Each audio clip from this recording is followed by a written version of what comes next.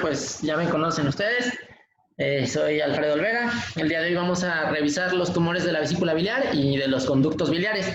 Vamos a iniciar primeramente con los tumores de la vesícula biliar, primero benignos, ya después propiamente un carcinoma, y vamos a tratar de ir revisando algunos artículos pues, relativamente actuales sobre el manejo, y vamos a tratar de hacer un poco de esto que sea enriquecedor pues para todos, a todos los niveles, dentro de lo que pues, llevamos en el hospital visto. Entonces pues espero que haya algo de participación de todos, ¿sale?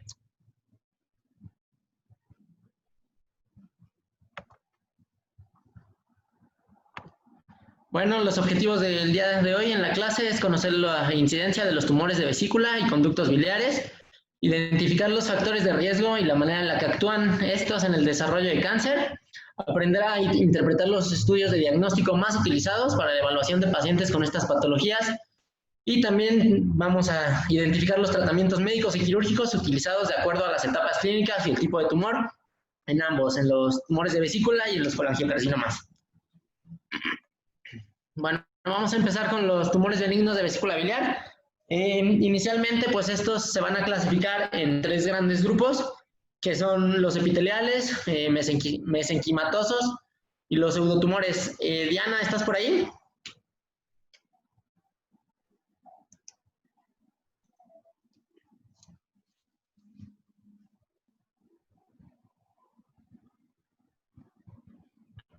Si no está Diana, bueno, le iba a preguntar si alguno de los compañeros R1 entonces conoce pues alguno de estos tipos de tumores que se ven en la pantalla, ya sean los epiteliales, que son los adenomas, los mesenquimatosos o los pseudotumores.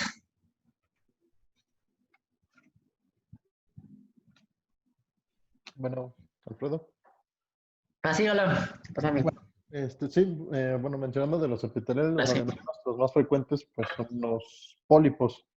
Y estos pues regularmente se encuentran por estudios incidentales. Bueno, es lo que he leído, que se encuentran asintomáticos y por un ultrasonido que se toma y se ve el pólipo y... Ok, muy bien, Jaime. ¿Tú has leído algo acerca de si estos tienen asociación con el cáncer de vesícula? No, la verdad, ahí sí, no, desconozco la asociación, Okay. no lo he leído. Perfecto, ahorita ya vamos a adentrarnos en eso. Bueno, pues como comentó Jaime, los pólipos son los tumores benignos más frecuentes, representan aproximadamente el 60% de los tumores benignos de la vesícula biliar, mientras que los adeniomas son los segundos más frecuentes. Estos van a representar cerca del 25% de los pólipos. Bellito. Estos, ¿sí? Perdón que te interrumpa. Sí, claro. En el menciona que la presencia de un pólipo vesicular 8 veces más riesgo de desarrollar un tumor de vesícula con respecto a un paciente que no lo tiene. Ok, perfecto. Muchas gracias. No, pues gracias a ti. Vamos a ver más adelante que sí, que está dentro de los factores de riesgo el hecho de la presencia de tener pólipos en la vesícula biliar. Estos, pues, estamos mencionando que los pólipos pueden tener una morfología polipoidea, como su propio nombre los dice, o infiltrativa. Y dentro de estos tumores benignos son los adenomas, que representan cerca del 4% de los tumores, y estos son los que van a tener realmente un potencial maligno. Principalmente los tumores, como ya mencionamos, los benignos, el adenoma va a ser entre 4 a 5% dentro de los tumores poliposos.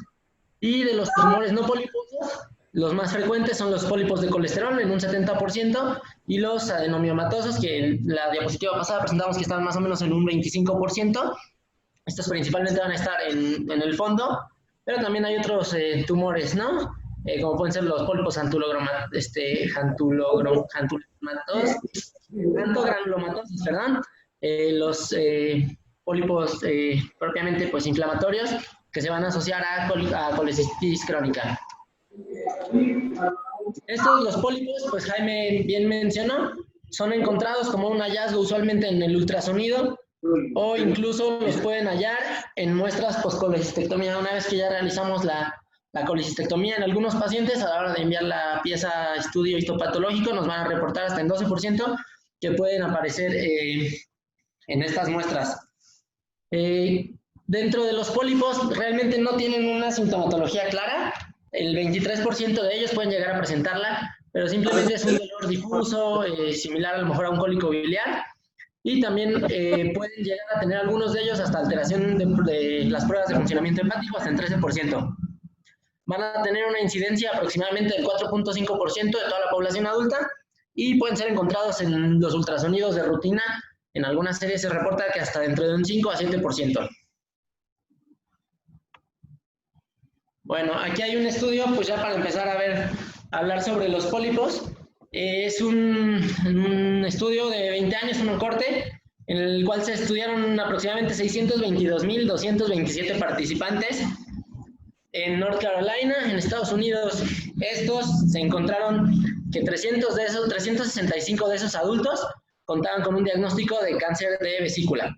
Y dentro del grupo de corte, 35.970 adultos se encontraron con pólipos vesiculares en el ultrasonido. ¿Sale? De estos pólipos se midieron y aproximadamente el 66% miden menos de 6 milímetros y el 53% miden más de 6 milímetros hasta 1 centímetro. Eso ahorita vamos a ver por qué son esas medidas, ¿no? Y a la hora de realizar este estudio se encontró que los pacientes que tienen un cáncer de vesícula biliar, más bien que los pacientes que desarrollaron pólipos que tienen pólipos en la vesícula biliar, raramente desarrollaron cáncer en la vesícula, aproximadamente con una tasa de 11.3 personas por cada 100.000 al año, y de esos pacientes que se siguieron observando, solamente una tasa de 3.6 pacientes por cada 100.000 personas al año desarrollaron el cáncer. Vamos a ver un poquito más de esto adelante. Entonces comentábamos que de ese grupo de los pacientes en los que se habían encontrado, esos 300 pacientes con cáncer de vesícula, se encontraron pólipos en 22 de ellos. Es una relación más o menos de un 6%, y de todos los pacientes con los que se encontraron, de esos 35.000 pacientes con pólipos, representaban más o menos igual un 5.8%, más o menos la incidencia que comentábamos al principio de los pólipos. Y de estos 622.000, solamente 19 fueron diagnosticados con cáncer, que son prácticamente similar a los que no tuvieron pólipos inicialmente. Entonces, revisando las guías, hay un par de guías que comentan pues cómo tiene que ser el seguimiento de los pólipos. Si mencionamos que usualmente son catalogados como un factor de riesgo para desarrollar cáncer de vesícula, pues tenemos que darles un seguimiento y un tratamiento. Entonces, en 2013, las guías de 2013 del American College of Radiology recomiendan que no hay que darles un seguimiento a los pólipos de 6 milímetros o menos, y sí darle un seguimiento a los pólipos que miden más de 6 milímetros de manera anual. Y si estos pólipos midieran más de 1 centímetro, ahora sí hay que valorar el tratamiento quirúrgico. Mientras tanto que las guías europeas de 2017 dicen que pues, hay que darle cirugía a todos los pacientes que tienen factores de riesgo, darle seguimiento por 5 años a todos los pólipos y cirugía si estos pólipos llegaran a crecer más de 2 milímetros o más.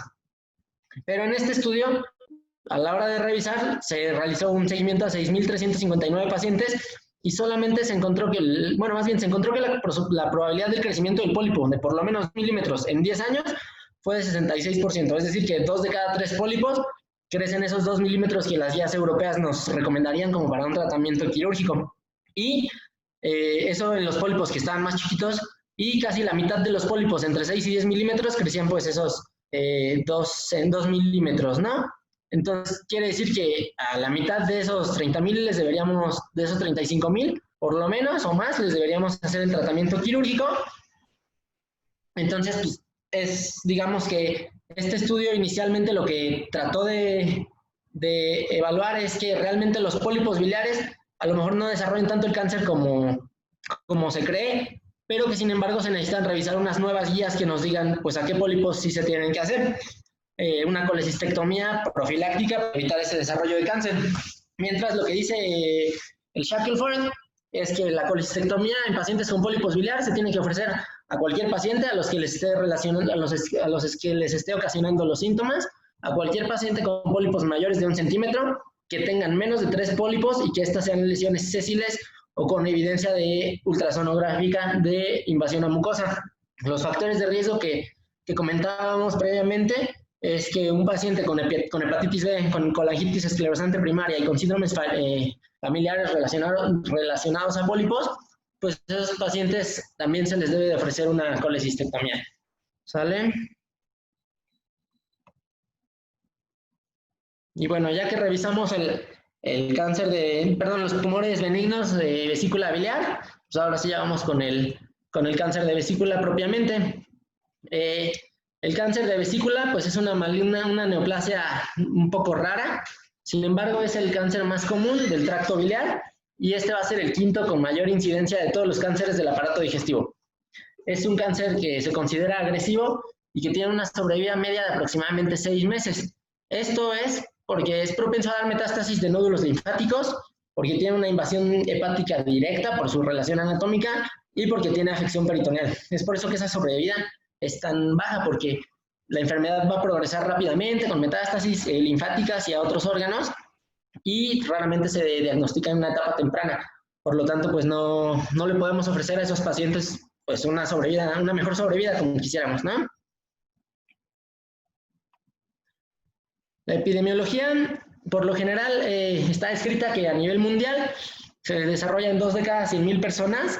Hay muchos estudios en los que se relaciona con mayor incidencia en pacientes en el sur de Asia, en el sureste de Asia, en Sudamérica, pacientes que los consideran como nativos americanos.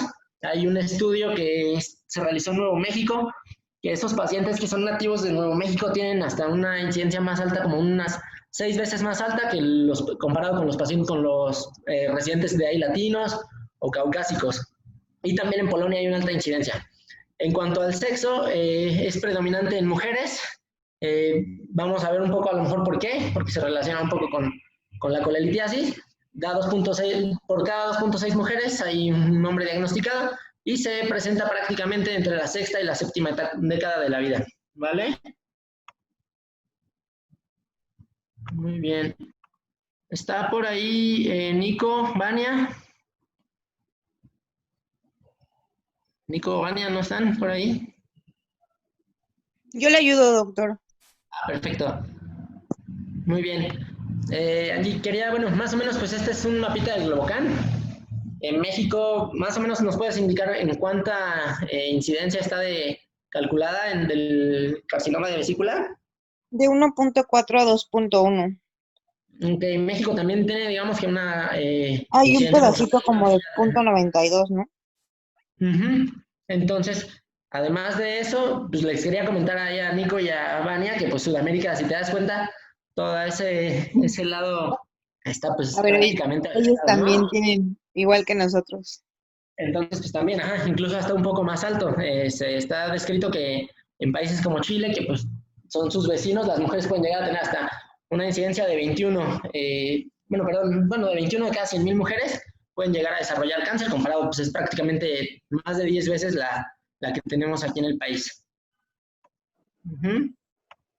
Y esto pues es prácticamente en México, ahora sí con cifras. El Globocan en el año 2018 nos señala que el cáncer de vesícula era el número 19 en cuanto a casos nuevos anuales y el número 14 en cuanto a muertes. Entonces, pues si se dan cuenta, no está dentro de un top 10 de diagnóstico, bueno, más bien de casos nuevos y tampoco de muertes, pero vamos, es un cáncer que, aunque no es el top 10, tiene una sobrevida muy pobre, ¿no?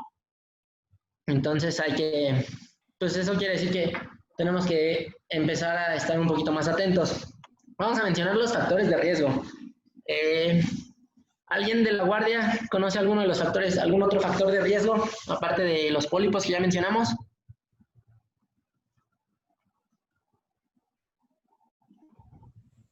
El antecedente de haber tenido también cáncer de vesícula en familia. Ok, sí, el antecedente hereditario, muy bien. Vamos a mencionarlo un poquito más adelante, todos esos antecedentes hereditarios. También la vesícula en porcelana. Perfecto, Miki, muy bien. También vamos a mencionar ahorita un par de estudios ahí acerca de vesícula en porcelana. Bueno. Infecciones parasitarias por Clonorchis. Sí, infecciones parasitarias y también, bueno, por Helicobacter pylori y por Salmonella. Son las que se relacionan principalmente en este tipo también. Ahora sí vamos a continuar, perdón. El factor más importante es la colelitiasis. Se va a estimar que pues hasta un 60 a 90% de los pacientes que tienen cáncer de vesícula tienen ese antecedente de litiasis vesicular. Sin embargo, solo del 0.5 al 3% de los pacientes que tienen colelitiasis van a presentar cáncer de vesícula. Espero se haya un poco entendido esto, de esta relación. Esto se va a deber principalmente a esos ciclos de inflamación que son recurrentes. Este daño y reparación de ese mismo epitelio de la vesícula por una inflamación que no se sigue resolviendo, van a desarrollar un ambiente que promueva un daño a través de la metaplasia, displasia y carcinoma. Ese es uno de los ejemplos más típicos de este tipo de pues ahora sí que vamos de patogénesis de cáncer. Es uno de los ejemplos más comunes. Estos factores de riesgo también vamos a mencionar la infección por Salmonella typhi, que nos da un riesgo de hasta 4 veces más, pacientes con colangitis esclerosante primaria, pacientes con anomalías de la unión del conducto pancreatobiliar, pacientes con pólipos, ya miramos, pacientes con vesícula en porcelana, que nos hizo favor allá Miki de mencionar, y también otros factores como exposición a carcinógenos, que serían el azotolueno y las nitrosaminas. Otros factores dentro de los que podrían ser un poco modificables, podrían ser la obesidad. Nos da, según un estudio, un aumento del riesgo en mujeres en 1.6 y en hombres en 1.1 por cada 5 unidades que estés por encima del índice de masa corporal normal. El abuso de alcohol y tabaco también. La diabetes mellitus, porque esta se relaciona en que a veces hay más predisposición en pacientes diabéticos que desarrollen colelitiasis. Y también hay otro factor que es un factor ocupacional, que va relacionado los pacientes que trabajan o que están en la industria de textiles. En mujeres se relaciona que hay un riesgo aumentado hasta de 2.6 veces y en las refinerías en hombres de hasta 3.8 veces.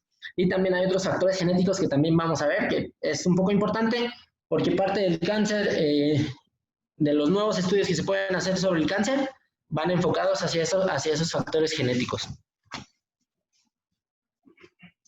Bueno, mencionamos la vesícula en porcelana. La vesícula en porcelana en sí es una inflamación y una calcificación de la vesícula biliar. Inicialmente, en estudios de hace 30 años, se creía que una vesícula en porcelana era prácticamente sinónimo de cáncer, con una incidencia de hasta el 70%. Sin embargo, actualmente pues ya se ha disminuido, se ha estudiado un poco más esas relaciones y actualmente se dice que de 2 al 3% del cáncer está relacionado a esos pacientes que tenían el antecedente de vesícula de porcelana. El riesgo, nuevamente, como lo pasa en la colelitiasis, es secundario a esa inflamación epitelial más que a la vesícula en porcelana por sí mismo. De imagen, pues inicialmente la vesícula en porcelana se puede diagnosticar en algunos estudios, por ejemplo en esta TAC. ¿Algún R2 que me quiera apoyar? Más o menos ahí, ¿qué se ven en ese par de imágenes? Hola, doctor Alfredo.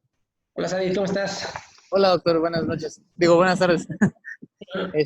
Sí, pues se observa principalmente una estructura, una lesión ahí hiperdensa en lo que parece ser la pared de la vesícula biliar. Entonces, pues, precisamente eso es lo que habla la vesícula en porcelana, ¿no? Esa especie de calcificación de las paredes de la vesícula y pues se traducen en la tomografía con imágenes hiperdensas en el contorno de la misma. Perfecto, amigo, muy bien.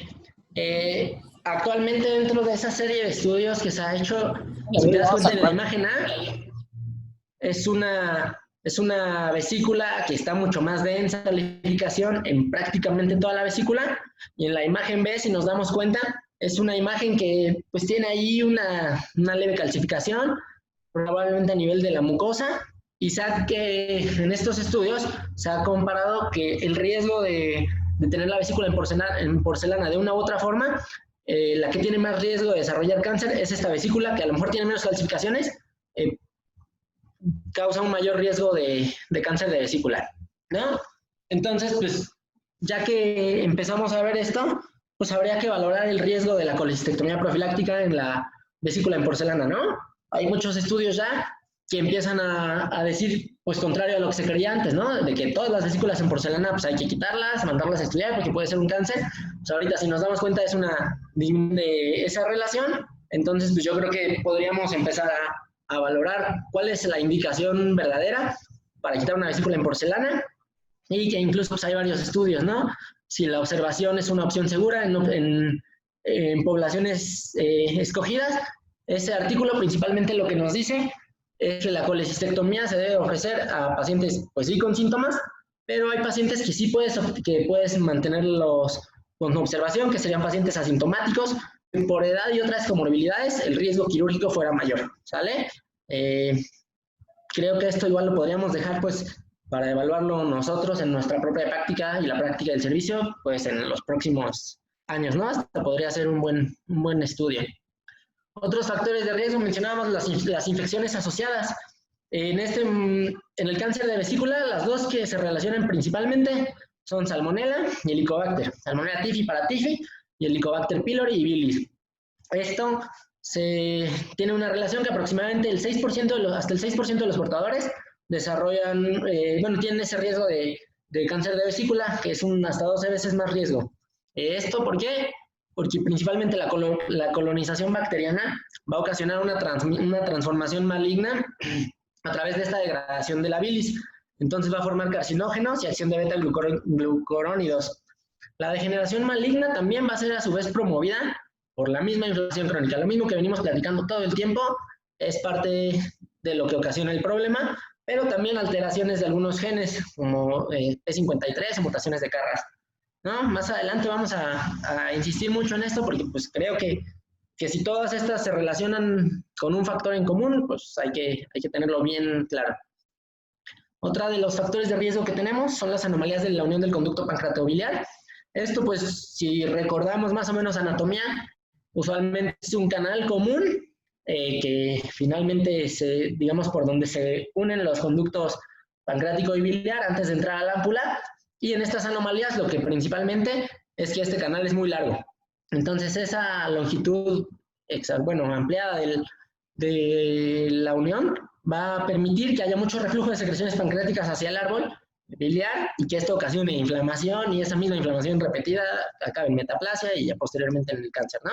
Esto es muy común también en pacientes asiáticos. Cerca del 10% de los pacientes que tienen cáncer de vesícula biliar tienen anomalías de esta unión del conducto, y esto condiciona que el desarrollo de cáncer ya no sea en esa séptima década de la vida que habíamos mencionado, sino que sea un poco a una edad más temprana.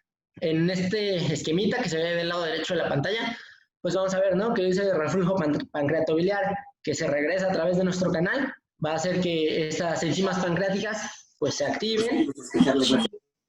Esa éstasis de esas enzimas en la vía biliar y en los conductos dilatados van a lastimar el epitelio, ocasionando una hiperplasia y una metaplasia. Y pues posteriormente, eventualmente, si no se detiene esto, sería hasta una progresión del cáncer. Esto más o menos, este esquemita va en relación a eso. Tenemos un pequeño páncreas ahí dibujado, el árbol biliar, la vesícula, y entonces si ese conducto en el que se unen al final el conducto pancreático, la vesícula y el conducto biliar es largo, va a favorecer ese reflujo y esa estasis y ese daño hacia la vesícula y hacia el árbol biliar. Bueno, ¿qué otros factores de riesgo hay? Los factores genéticos. Los antecedentes hereditarios para la patología biliar van a contar hasta en un 25% del riesgo total de la patología biliar.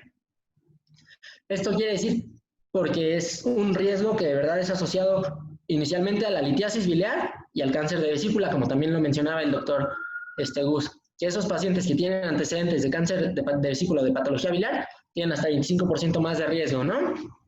Y entonces el cáncer de vesícula biliar va a tener también una relación entre la predisposición genética y esa exposición a factores de riesgo que comentamos. Las alteraciones genéticas más comunes que van a haber son oncogenes, genes supresores de tumores y metilación de algunos genes. Y los factores genéticos juegan un rol importante alrededor del mundo. Es por eso que a la hora de estudiar todas las poblaciones, pues nos hemos dado cuenta, más bien los verdaderos investigadores se dan cuenta que las poblaciones más afectadas pueden ser las poblaciones de Asia, Sudamérica, los nativos americanos. Y se han descubierto más de 1.281 mutaciones asociadas al cáncer de vesícula, que pues digo, esto a la hora de estudiar las más frecuentes nos puede orientar a buscar un tratamiento dirigido, ¿no? Estos factores de riesgo, digamos que causan esta carcinogénesis por 3 vías principalmente. Una que es una vía de inflamación, que está mediada por la litiasis, la mutación de P53 y eventualmente el carcinoma. Otro tipo de mutaciones que son mutaciones puntuales de Carras, que van a contribuir a un epitelio atípico y eventualmente al desarrollo de un carcinoma en pacientes que tienen anomalías de la unión pancreatobiliar. Y otra vía que puede ser que los pólipos vesiculares tienen un potencial neoplásico secundario a mutaciones de Carras. ¿Sale? Entonces ahora hay un estudio que se hizo en Stanford que pues estudiaron, ¿no?, todas estas diferencias genéticas a lo largo de diferentes países. Se enfocaron en Chile, en Estados Unidos y en Japón. Y encontraron diferentes mutaciones genéticas en estos 3 países. Principalmente, si se dan cuenta, Estados Unidos, Chile y Japón comparten una mutación en la que se llama SMAD4. Digamos que es la más común en estos países, digamos a nivel mundial, pero se dieron cuenta que también es la que tiene una peor sobrevida, ¿no? Entonces, estos estudios, como ya mencionaba, al darnos cuenta de que hay algunas afecciones en algunos genes, podemos ahora usarlos para buscar un tratamiento, ¿no? Esto quiere decir que, por ejemplo, buscando esas mutaciones, se puede desarrollar después un medicamento o buscar la forma de prevenir el desarrollo del cáncer. Y pues ahora sí vamos con lo que ya les dije como 1000 veces, pero quiero que quede bien claro de verdad, que es el origen inflamatorio del cáncer de vesícula.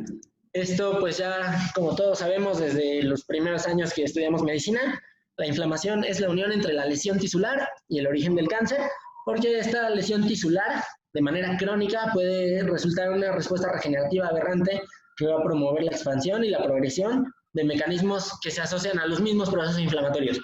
Entonces, si la inflamación es provocada de una manera crónica por una lesión y esta es de manera repetitiva, se van a ocasionar muerte celular y esto eventualmente puede ser la formación de cáncer. Hay un esquemita que ahorita se los enseño, que más o menos me gusta, ¿no? Mencionábamos la colecistitis, ¿no? Entonces, esta inflamación constante ocasionada por los litos, por factores inflamatorios y demás, va a ocasionar un recambio celular. Y entonces ustedes saben que pues a medida que más recambios celulares haya, pues hay más probabilidad de que hayan errores genéticos y esto se transformaría en lo que llamamos la carcinogénesis, ¿no? Abajo en el esquemita de abajo pues podemos ver, ¿no?, las células de la vesícula biliar propiamente, y entonces en un epitelio normal los cambios de inflamación que pueden ser secundarios a las infecciones, a los litos, a enfermedades autoinmunes, pueden generar esta metaplasia si esto además cuentas con esos factores genéticos como las mutaciones que ya mencionamos, ¿no? Entonces se van a producir factores de inflamación y demás, y esta metaplasia se puede convertir en un cáncer eventualmente. Estos factores inflamatorios, ya habíamos mencionado esas vías, que la inflamación va a alterar el P53 a través de un aumento del estrés oxidativo e intercambio celular. Entonces, estas alteraciones del P53 se pueden observar en epitelios normales, pero también pueden observarse en epitelios con pacientes con litiasis y CCL, y van a aumentar estas alteraciones a medida que va progresando. Y es algo, les comentaba que este es uno de los ejemplos más comunes de displasia, metaplasia, cáncer, porque es observado en otros tipos de neoplasias, también en colon, en enfermedades autoinmunes, se puede ver esto, que esta inflamación crónica es la que desarrolla la carcinogénesis en vez del agente etiológico específico, como antes creíamos que la vesícula en porcelana per se ocasionaba cáncer. Bueno, esto pues es más de este tipo de ciencias. Hay unos polimorfismos también que se han encontrado, que es el factores de riesgo para litiasis biliar. Entonces, desde ahí, pues si un antecedente es la litiasis biliar, pues si alguien ya tiene esa predisposición genética para generar más litiasis biliar, pues se asocia también a cáncer biliar, ¿no? Y también hay estudios que han mencionado que se encuentra el aumento del COX-2 en un epitelio vesicular con displasia, entonces que si les dábamos aspirina a lo mejor podían mejorar, pues no disminuyó esa incidencia de cáncer, pero sí disminuyó la incidencia de formación de litos. También hay estudios en los que se ha determinado que hay un aumento de PCR que podría ser medible y que este aumento en PCR va relacionado hasta con el número de litos que hay, ¿no? Entonces hay muchos estudios que pues, siguen apoyando esta teoría de los factores inflamatorios como una teoría de desarrollo del cáncer, ¿no? Y este es un último esquema pues para aclarar con eso. Podemos ver ahí la vesícula y esta vesícula tiene un lito, ¿no? Entonces este lito va a generar daño al tejido y que junto con otros factores, como por ejemplo a lo mejor ese reflujo pancreático que pudiera existir en una coledocolitiasis o en pacientes con alteraciones de la unión pancreatobiliar, pues pudiera generar que haya proteólisis, que haya infección en la misma vesícula y que pues, eventualmente esa inflamación repetida nos genere un cáncer. Bueno, vamos a lo clínico. Clínicamente, ¿alguien sabe si hay algún signo clave, algo clínico que digas, esto me huele, me sospecha a cáncer de vesícula propiamente? ¿Algún R1?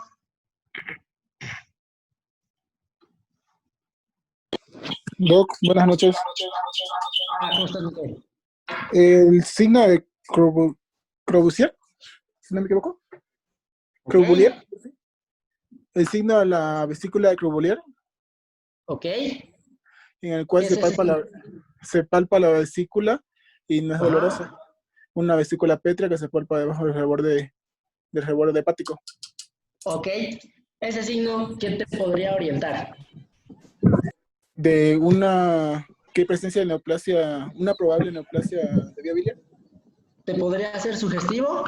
Si se llega a palpar, es común que en enfermedad avanzada pueda haber una masa palpable. Sí, Doc. Pues la literatura dice que pues una de las principales causas de que el cáncer de vesícula sea de alta mortalidad, pues es precisamente que es asintomático, ¿no? Entonces realmente es más bien como un hallazgo incidental el hecho de encontrar o descubrir pues algún tipo de alteración en la vesícula o en el estudio histopatológico, como lo comentaba al principio, de un paciente que se somete a colecistectomía de rutina. Y en dado caso, pues lo que se podría encontrar sería la poliposis y generalmente pues también da sintomatología similar a la de la colelitiasis, perdón. Entonces, pues bueno, eso era lo que yo sabía.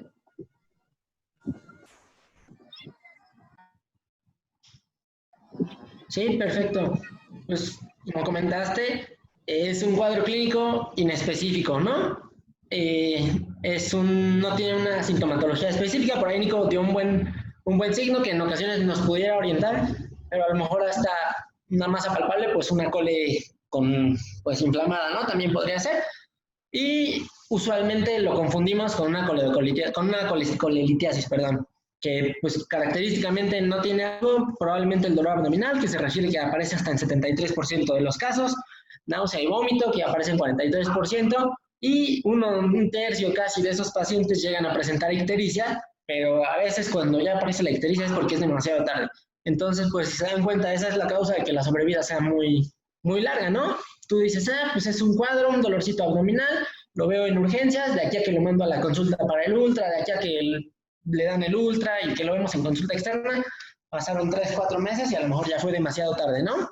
Entonces, desarrollan eventualmente los pacientes otros signos y otros síntomas que dentro de los que pues destacan un 35% de pérdida de anorexia y pérdida de peso, y que una vez que ya la enfermedad está un poco avanzada y que hay mal pronóstico, puede ocasionarnos ascitis, que ya tengamos ahí una masa palpable, cuadros de oclusión intestinal, sangrado gastrointestinal o hasta hemofilia. Amigo. Sí, hola. El 90% de los tumores de vesícula biliar se localizan hacia el fondo de la misma. Ok. Entonces, pues eso también condiciona que no haya una clínica temprana y pues que la ictericia aparezca en muy pocos casos, o sea, indicativo, como bien dices tú, de un cuadro ya en un estadio avanzado. Solamente, te digo, el 10% se localiza hacia el cuello de la vesícula y pues eso ocasionaría un cuadro similar a una colicitis aguda o incluso una ictericia obstructiva. Sí, muy bien, perfecto, amigo. Muchas gracias por el aporte. Tienes ahí razón, pues la misma anatomía, la misma incidencia de los tumores nos va a decir pues qué clínica nos puede ocasionar, ¿no? Pues decía Sadit también, pues no es muy inespecífico el cuadro, pues necesitamos completarlo con algo más, ¿no? ¿Qué exámenes usualmente podemos pedir? Pues, hasta preoperatorios, ¿no? Pensando en una cole, BH, química. Si pedimos una química con PFH, pues las vamos a encontrar probablemente algunas alteradas, otras no tanto. Pudiera haber elevación de bilirrubinas antes de esa ictericia, a lo mejor, antes de que detectemos esa ictericia clínicamente. Y también sobre los marcadores tumorales, pues hay dos que nos pueden ayudar un poco a sospechar de este padecimiento, que es el carcinoma embrionario, que una elevación mayor a 4 nanogramos tiene una sensibilidad de hasta el 50% y una especificidad del 93% en cuanto a en relación al cáncer de vesícula. Y también el 19.9, el CA19.9, que si está mayor a 20 unidades, tiene una sensibilidad más o menos del 79.4% y una especificidad del 79.2%. Entonces, pues digo, ya un paciente que a lo mejor ya tiene un dolorcito, que tiene estos marcadores elevados, pues nos va a orientar. Y vamos a también pedirles pues, estudios de imagen, ¿no? Inicialmente, creo que todos pediríamos un ultrasonido en la mayoría de los pacientes, y pues sí nos va a ayudar, pero es difícil de que nos oriente a un diagnóstico en etapas tempranas, por lo mismo, porque puede haber una confusión entre esta colecistitis crónica y un cáncer de vesícula, por esta misma relación que a veces existe también, ¿no? La sensibilidad es variable de acuerdo a la etapa. En etapas tempranas es menor y en etapas tempranas pues, puede ser muy útil, hasta de un 100% le sirven en algunas. Me parece que en el Schwartz es donde viene la sensibilidad del 100%. Los hallazgos que pueden, una imagen en ultrasonido que nos pueden hacer sospechar, pues es una vesícula biliar engrosada, irregular. Hasta en 27% de los casos se puede llegar a documentar una masa o una lesión que invade la vesícula hasta en 50% de los casos. Otros hallazgos que pudieran haber es una discontinuidad de la mucosa, una mucosa ecogénica, o que también otra cosa que nos podría orientar el ultrasonido es la invasión a hígados, o que pudieran haber a lo mejor invasión hacia los ganglios o hacia el árbol biliar. En ese ultrasonido hay una imagen que nos tiene ahí una flechita. Esa nos señalaría una masa, ¿no? Que pues digamos que presenta aproximadamente 1 de cada 4 de los casos de ultrasonido. Y pues tenemos otra variante de estudio que podría ser pues, el ultrasonido endoscópico, ¿no? Este ultrasonido endoscópico va a mejorar muchísimo la sensibilidad en etapas tempranas, la puede llevar hasta un 74 o 90%, y a su vez nos puede ayudar en la tipificación. Entonces no solamente es un estudio para diagnosticar propiamente el cáncer, sino ya también para darle una etapa y ver qué podemos hacer, porque nos ayuda a valorar adenopatías periportales y peripancreáticas principalmente, y también tiene otro beneficio que nos puede ayudar a obtener muestras del tumor, ganglios linfáticos o masas en hígado, que pues, podemos mandar a un estudio citológico y que nos ayude a dar con el diagnóstico de cáncer. Otro auxiliar que tenemos pues es la TAC. La TAC dentro de los hallazgos que usualmente nos hacen pensar en un cáncer de vesícula es que vamos a encontrar una masa que va a reemplazar ya sea una parte o toda la vesícula hasta el 45 a 60% de los casos. Vamos a ver un engrosamiento de pared en 20 a 30% de los casos y en ocasiones podemos encontrar una lesión polipoidea intraluminal en 15 a 25% de los casos. La TAC lamentablemente no es el estudio ideal para valorar diseminación ganglionar, porque solamente identifica estas metástasis ganglionares en un 38% aproximadamente, según pues, este artículo de la Radiology Clinics of North America. Perdón. Listo. Pues estas son un par de imágenes de tomografías. No sé si algún R2 quisiera ayudarme a ver más o menos qué podemos encontrarles.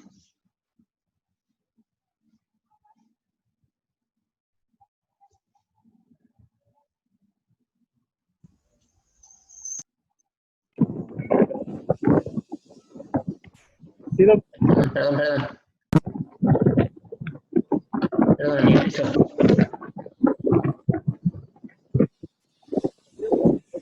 ¿Me has escuchado? Sí, claro. Pues se observan ahí unas lesiones irregulares con alteración de la densidad en comparación con el resto de la morfología. Parecen lesiones hiperdensas. Lo más característico pues es que es eso, ¿no? Que son irregulares, son hiperdensas, no tienen bordes pues tal cual bien definidos. Pues hacen imágenes sugerentes de alguna lesión probablemente maligna. Muy bien, amigo. Sí, pues si te das cuenta en esas imágenes, por ejemplo en la A podemos ver las paredes engrosadas, lo mismo en la imagen que está hasta el lado derecho, imágenes con lesiones ocupativas a nivel de la vesícula y también incluso en algunas con lesiones ya a nivel del hígado, ¿no? Pueden haber colecciones asociadas a este mismo cáncer de vesícula, ¿no? Colecciones abscedadas.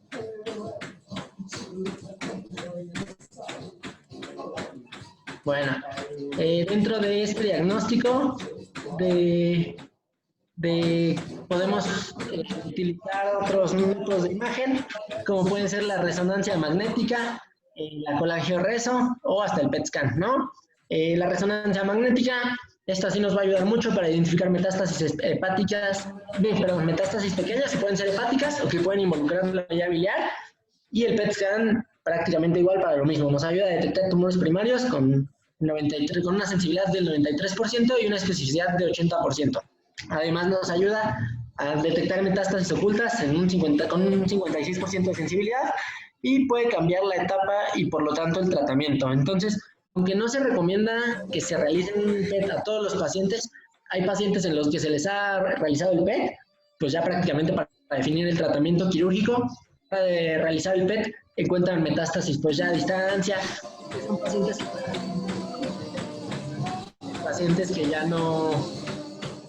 que ya no tengan posibilidad de tratamiento quirúrgico, entonces a veces modifica eso, ¿vale? Bueno. La citología biliar también se puede utilizar, esta puede ser por aspiración, y la CEPRE también la podemos utilizar como un método diagnóstico, llegan a tener una tasa de diagnóstica de hasta el 50 al 73%, si se hace por un ultrasonido, por un 50 al 73%, pero si se hace por un ultrasonido endoscópico puede aumentar esa sensibilidad hasta un 80% y la sensibilidad y la especificidad hasta un 100%. Y finalmente, pues se puede realizar biopsias también. Hay cánceres que ya son irresecables y simplemente el hecho de hacerle una biopsia pues nos va a indicar un pronóstico, y también a esa misma biopsia se le hacen pruebas genéticas para ver qué tratamiento le podemos ofrecer.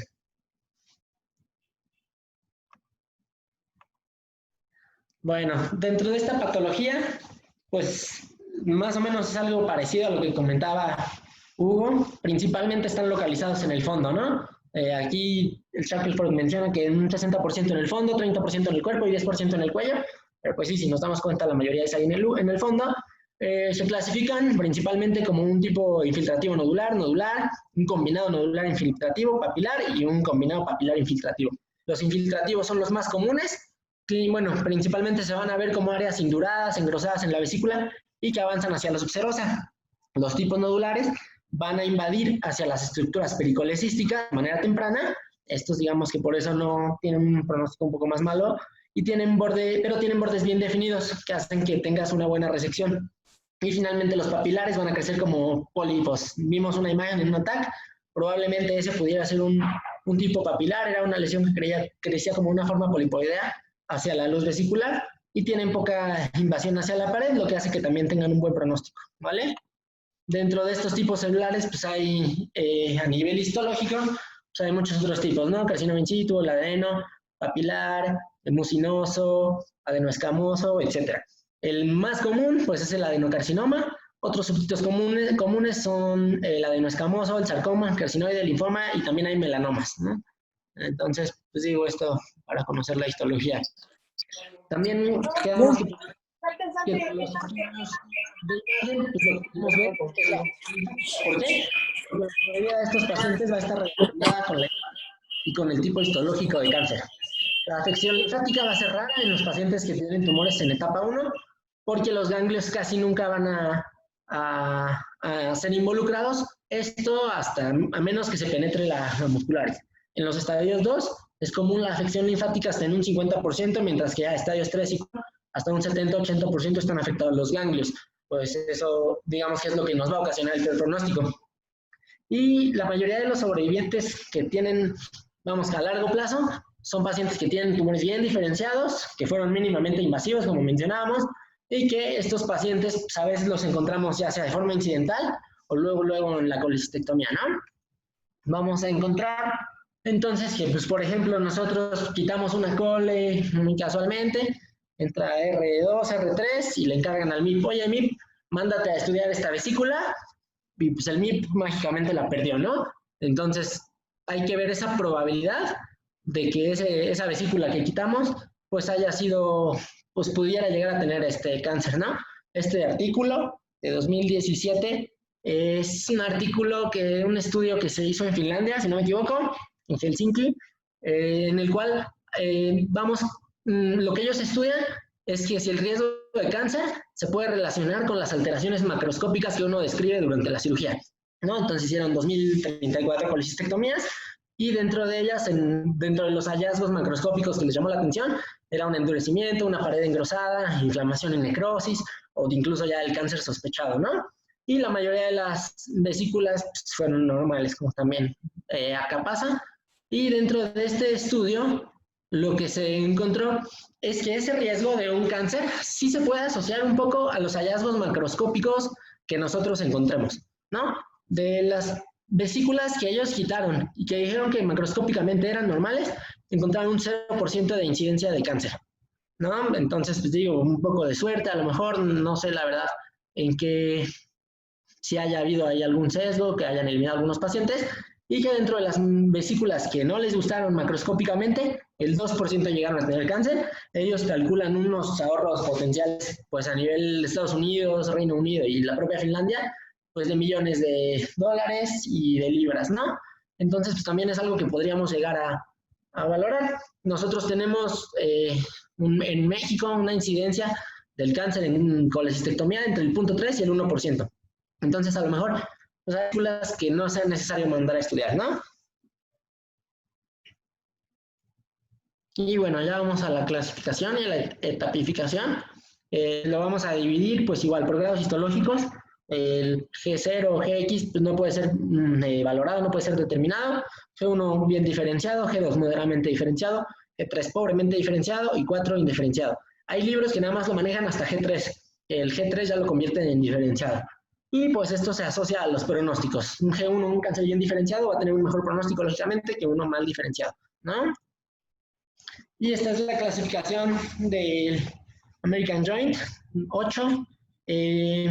¿Algún R3 que nos pudiera apoyar con eso?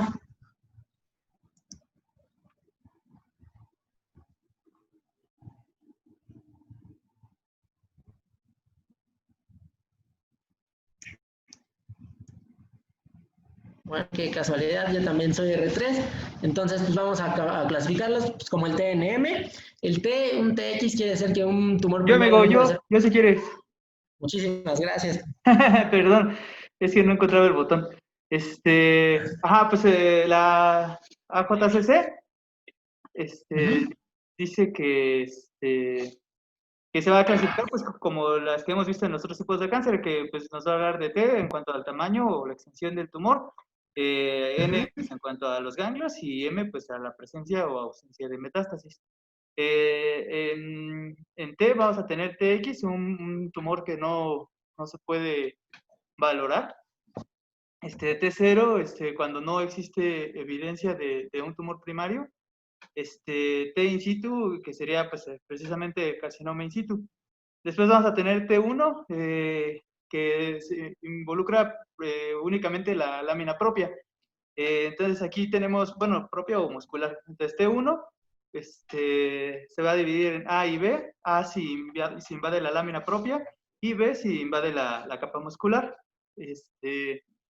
T2, pues ya el tumor va a invadir ahora sí que el tejido perimuscular o el lado peritoneal sin afectación de la capa visceral, ¿no? O del peritoneo visceral.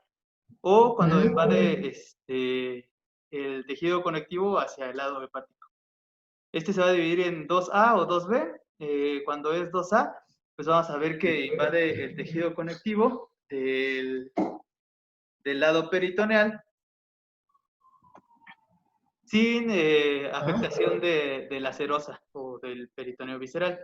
Y 2B es cuando abarca el tejido conectivo perimuscular del lado hepático, pero que no tiene extensión hacia el hígado. T3, pues ya tiene afectación de la serosa o invade el hígado o los tejidos adyacentes como el estómago, el duodeno, colon, páncreas, el omento o los conductos biliares extrahepáticos. Y T4, pues invade la vena porta o la arteria hepática o pues más órganos extrahepáticos. En cuanto a N, vamos a ver que NX, pues que no se pueden determinar la presencia de ganglios. N0, pues cuando no hay ganglios afectados, N1 cuando hay de 1 a 3 ganglios afectados y N2 cuando hay más de 3. Y metástasis, pues 0 si no hay metástasis y 1 si hay metástasis a distancia. Perfecto, pues muchas gracias. Amigo, Pues... ¿puedo participar? Sí, claro, claro. Solo para completar lo de los ganglios linfáticos, ahí entre N1 y N2, pues hay que hablar de, o bueno, comentarles las regiones que son los ganglios regionales, ¿no? Que serían los adyacentes al conducto cístico, al colédoco, a la arteria hepática y vena porta, que son los que van a tomar como N1 y N2. Le comento a Raúl. Si salen positivos entre 1 y 3, pues se clasifica como N1 y de 4 en adelante como N2. Por ejemplo, si llegaran a presentarse como positivos ganglios ya a nivel celíaco o sobre los mesentéricos superiores o periaórticos o pericabales, estos ya entran como metástasis y pues ya clasificarían para M1. Nada más, amigo. No, súper bien, amigo, muchas gracias. Yo creo, bueno, pues terminar esta tabla, amigo. Ok, pues digo prácticamente lo mismo, son los estadios del 0 al 4 divididos en A y B. Entonces un estadio 1 es solamente un T1 sin afección ganglionar, sin afección, sin metástasis. Los estadios 2 pues ya es un T2, pero también, bueno, ya sea un T2A o un T2B, que sería esa afección, recordemos, del tejido conectivo hepático, que puede ser de la serosa del peritoneo visceral o del lado hepático, y eso igual sin metástasis, ni ganglios ni metástasis. Y también pues prácticamente los demás, el 3A, 3B, ya puede ser hasta un 3 o un 3B que ya tiene afección ganglionar, y las etapas 4 que pues pueden ser con una 4A con cualquier T y con ya más de 4 ganglios, o el 4B que puede ser cualquier tumor, cualquier número de ganglios y ya con metástasis lejanas, ¿no? Continuamos otra vez con la parte de cáncer de vesícula, que es prácticamente donde nos quedamos. Habíamos visto un poco de la clasificación del TNM y un poco ya de los estudios diagnósticos. Entonces, pues, como cirujanos, como residentes, nos vamos a encontrar diferentes escenarios en los que ya o conozcamos si el paciente ya tiene cáncer de vesícula o tenemos la sospecha de que lo tiene. Entonces, dentro de estas circunstancias podemos encontrar varias. La primera es que pues, encontramos una masa, un tumor que lo identificamos de manera preoperatoria. Lo que tenemos que hacerle es una TAC tóraco-abdominopélvica contrastada, pruebas de función hepática, marcadores tumorales y considerar ahora sí una laparoscopía estadificadora, ¿no? En cambio, si ya estamos ahí quirófano y de repente lo encontramos que es una vesícula que está media fea, que se le ve un tumor, que no aparecen piedras, pues ya hay que hacer otras cosas. Primero vamos a quitar la vesícula y mandarla a estudiar un transoperatorio, y también ya tenemos que empezar a hacer una etapificación intraoperatoria. Y si ves algún ganglio o alguno que se vea medio raro, pues también para afuera. Y en dado caso que consideremos que no estamos listos para la cirugía definitiva, pues mejor mandar a hacer los estudios de imágenes pertinentes y el de patología, ¿no? Esperar el resultado. Esos estudios, pues los mismos, ¿no? La TAC contrastada. Si en dado caso, pues ya quitamos la vesícula, nos la encontramos en la consulta, y ya lo vemos con los hallazgos incidentales en patología. En dado caso que nos digan que fue un T1A, que era, digamos que el confinado todavía antes de la muscularis, pues ya queda si se hizo una buena resección, ya queda listo.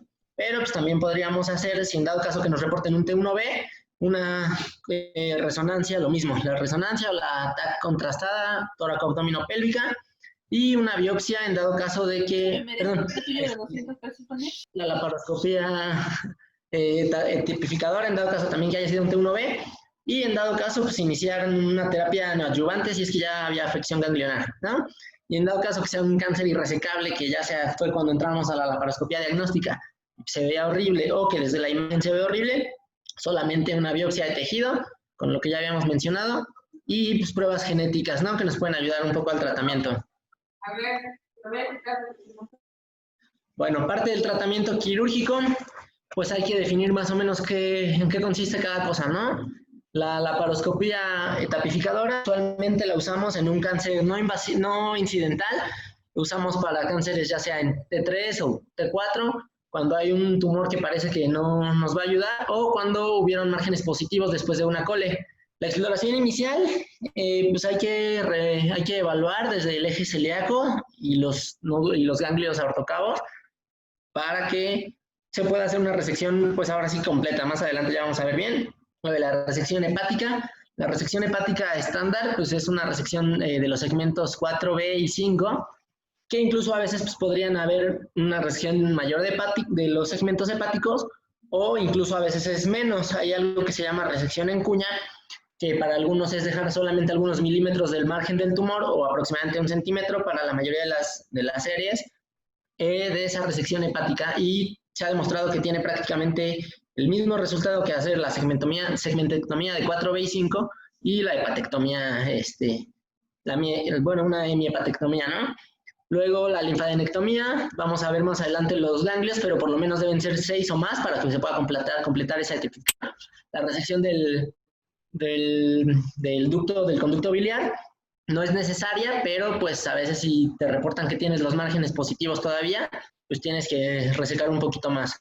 La resección de los puertos, esto es muy común. Antes decían que pues, estos cánceres no hay que operarlos por vía laparoscópica, pues uno, porque no se tenían las condiciones, y que también porque a veces a la hora de quitar la pieza, extraerla por los puertos, pues puedes diseminar la infección, ¿no?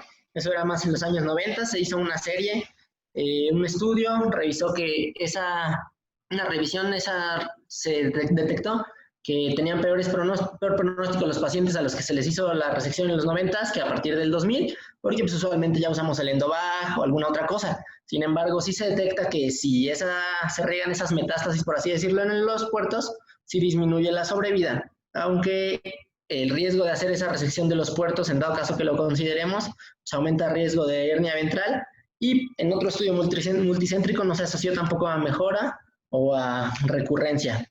Y finalmente, la extensión de la resección, pues más o menos a grandes rasgos la marcan que los tumores de T1A, con la pura cole queda, T1B o más, necesitas hacer la colecistectomía radical, que la vamos a ver, y que la morbilidad quirúrgica es acerca de aproximadamente un 50% y la mortalidad de un 5% más o menos, ¿no? ¿Qué contraindicaciones tenemos para el tratamiento quirúrgico? Pues vamos a detectar desde antes que pues, no es viable realizarla, si hay metástasis a distancia, si hay involucro vascular o diseminación linfática más allá del ligamento hepatoduodenal. Eso pues lo vamos a ver y ya ahí cada quien hará su juicio propiamente de lo que creen que pueda ser correcto. Ya hay como un pequeñito diagrama de flujo en el de que si sospechas un cáncer de vesícula con su TAC, su ultrasonido, lo metes a una laparoscopía y su ultra, ¿no? Si de plano ves que no es resecable, abortas la cirugía. Si ves que hay invasión hepática, lo puedes convertir a una laparotomía, es lo que se decía antes, porque no se podía hacer esa resección laparoscópica. Y ya, te metes a la cirugía, mandas a biopsia el tejido, y si también vieras que los márgenes del conducto cístico son positivos, pues también la convertías a laparotomía para continuar la cirugía, ¿no? Y ya, en dado caso que eso fuera negativo, extendías tu colecistectomía, como dicen los segmentos, los ganglios, y otra vez a biopsia. Si es benigno ya, listo, tu cirugía ya quedó. Si te detectan en un carcinoma, que el carcinoma es T1A, ya también ya quedó con esa cirugía. Si fuera un T1B, pues hacer una linfadenectomía del ligamento hepatoduodenal, y en casos como T2 o T3, una linfadenectomía del hepatoduodenal y más allá, que podrían ser hasta la cabeza del páncreas. Steffi, más o menos, bueno, ¿estás por ahí, Steffi? Amiguito, es que fue urgencias. Bueno, pues tú me contestas. Qué bueno que estás ahí, amiguito. Claro, claro. Perfecto, pues ¿qué es una colecistectomía radical o extendida? Más o menos ya lo que mencionamos. Mira, pues sí, pues para tratamiento, como lo mencionaste, radical o extendida es cuando ya te vas a llevar, aparte de toda la vesícula, te tienes que llevar pues todos los ganglios que se encuentran pues ahí cercanos, incluso hasta los ganglios que se encuentran cerca del páncreas, así como también dice que tienes que hacer una segmentectomía del hígado, segmento 4B. Yo había leído que hasta decía que pues 1 pulgada, que también puedes hacer una resección hepática de 1 pulgada o todo el segmento completamente. Ok, sí, es lo que les mencionaba de la resección en cuña. Ajá. O también igual dice que tienes que llevarte pues toda la vía biliar hasta colédoco, incluso puedes llevarte páncreas, incluso duodeno. Eso pues es ya una cirugía pues radical que te llevas toda la parte, Radical, ¿no? todo lo que se ve que está afectado ahí del tumor. Y a veces si ves que ya está más afectado, pues muchos más órganos que ya no se pueden pues hacer la cirugía, pues ya, a ver, yo había leído que se puede hacer como un panorama laparoscópico, hacen una cirugía laparoscópica solamente para ver así como qué tanto está afectando el tumor y si realmente se puede realizar la cirugía o no se realiza ya. Sí, es lo que comentábamos al principio, de hacer primero como esa laparoscopía diagnóstica, antes pues, de entrarle bien, si no nada más entras, ves que ya todo está muy feo y pues mejor para afuera, ¿no? Y bueno, oye, pues ya que estás ahí, ya mencioné un poco eso de que si tienes los ganglios, los márgenes negativos y eso de las resecciones R0, R1, ¿tú lo sabes? Pues R0 se supone que es en toda cirugía oncológica cuando queda libre de tumor completamente, tanto macroscópicamente como microscópicamente, mandas por decir tu biopsia y a bordes libres, ese sería R0. Y por decir R1 es cuando dicen que hay una presencia de tumor, pero microscópicamente, y R2 es cuando hay presencia de tumor macroscópicamente que pues tú ya no lo puedes quitar porque dices, pues ya hay cosas importantes que están tomadas, por decir vasos sanguíneos importantes que están afectados por tumor que pues ya no los puedes quitar, entonces pues ya sería un R2. Ok, perfecto, amigo, para que no quede ahí ese hueco, ¿va? Muchas gracias. Bueno, pues como comentaba Josué, la colecistectomía radical pues abarca lo que es tu colecistectomía propiamente, la resección en bloque o en cuña, que podría ser ya no necesariamente de los segmentos, sino solamente de un área del lecho hepático, y la linfadenectomía de todos estos ganglios. Vamos a ver qué se recomienda, pero en teoría tendría que ser de los ganglios císticos, peridocoleociano, periportal, que son los que están cerca del ligamento hepatoduodenal. Si a veces te decía que hay afección T2 o T3, se tienes que llevar ya los demás, los pancreatoduodenales posteriores, los de la arteria hepática, los aortocavos, ¿sale? Miguelito, ¿estás por allá? ¿Por ahí?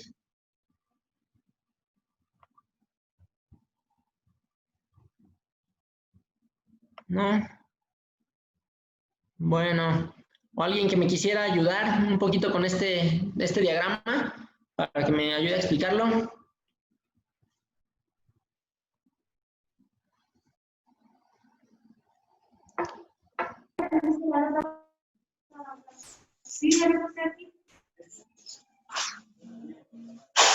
Hola.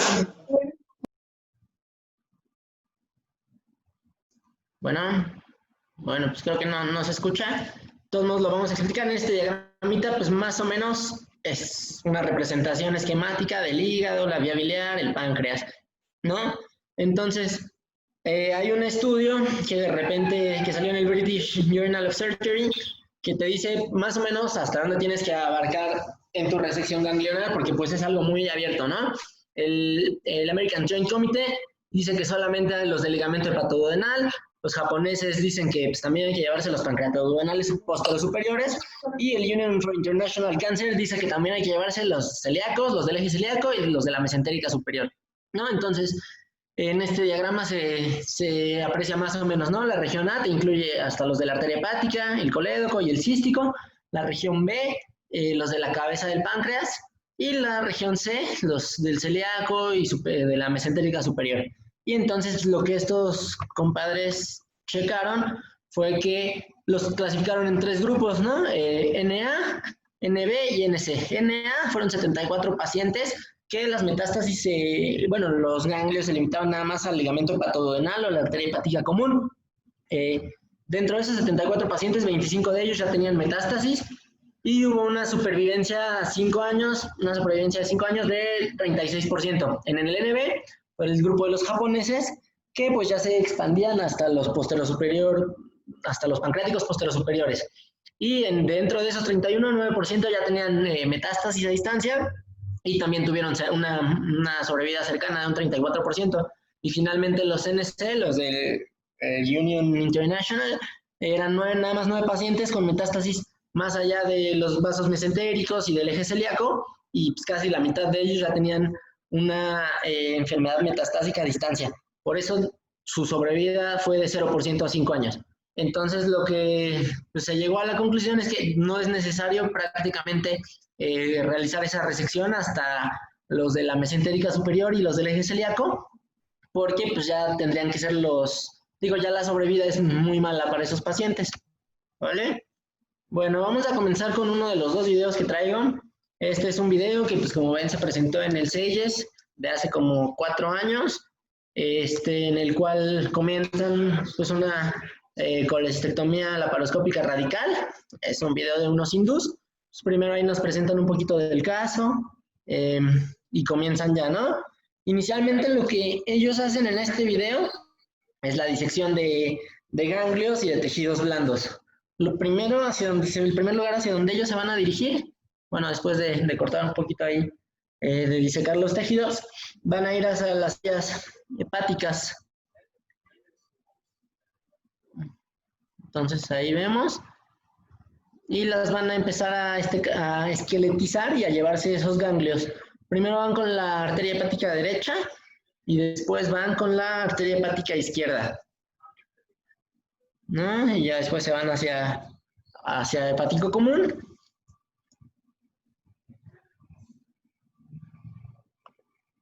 Bueno, ahí terminan. Siguen esqueletizando. No sé si se ve mi cursor, pero pues ahí están esqueletizando las arterias y se llevan los ganglios. Posteriormente ellos ya van a clipar el cístico y a realizar la resección. Ya después de que cortan el cístico, siguen ahora con la resección de los ganglios císticos.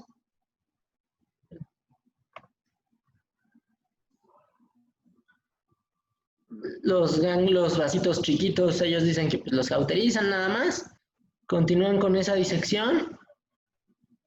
Checan igual ahora los del colédoco. Y también se los van a llevar. Siguen ahí, siguen esqueletizando y llevándose todos los ganglios. Y más o menos, ya que están terminando de disecar ahorita, se llevan los últimos tejidos blandos que quedan ahí. Y finalmente, pues ya se va a llevar ahorita digamos que toda la pieza, todos los niveles ganglionares.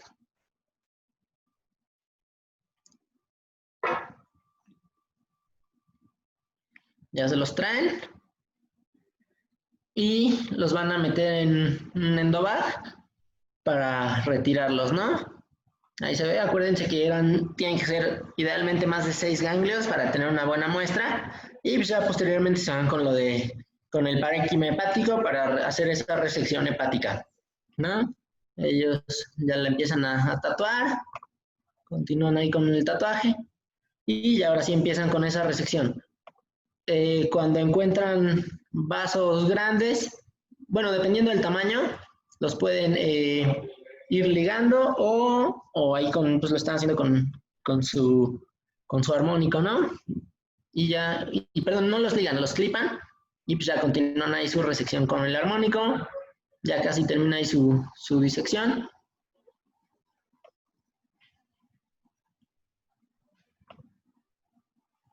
Este video es supuestamente un paciente con un cáncer T1B.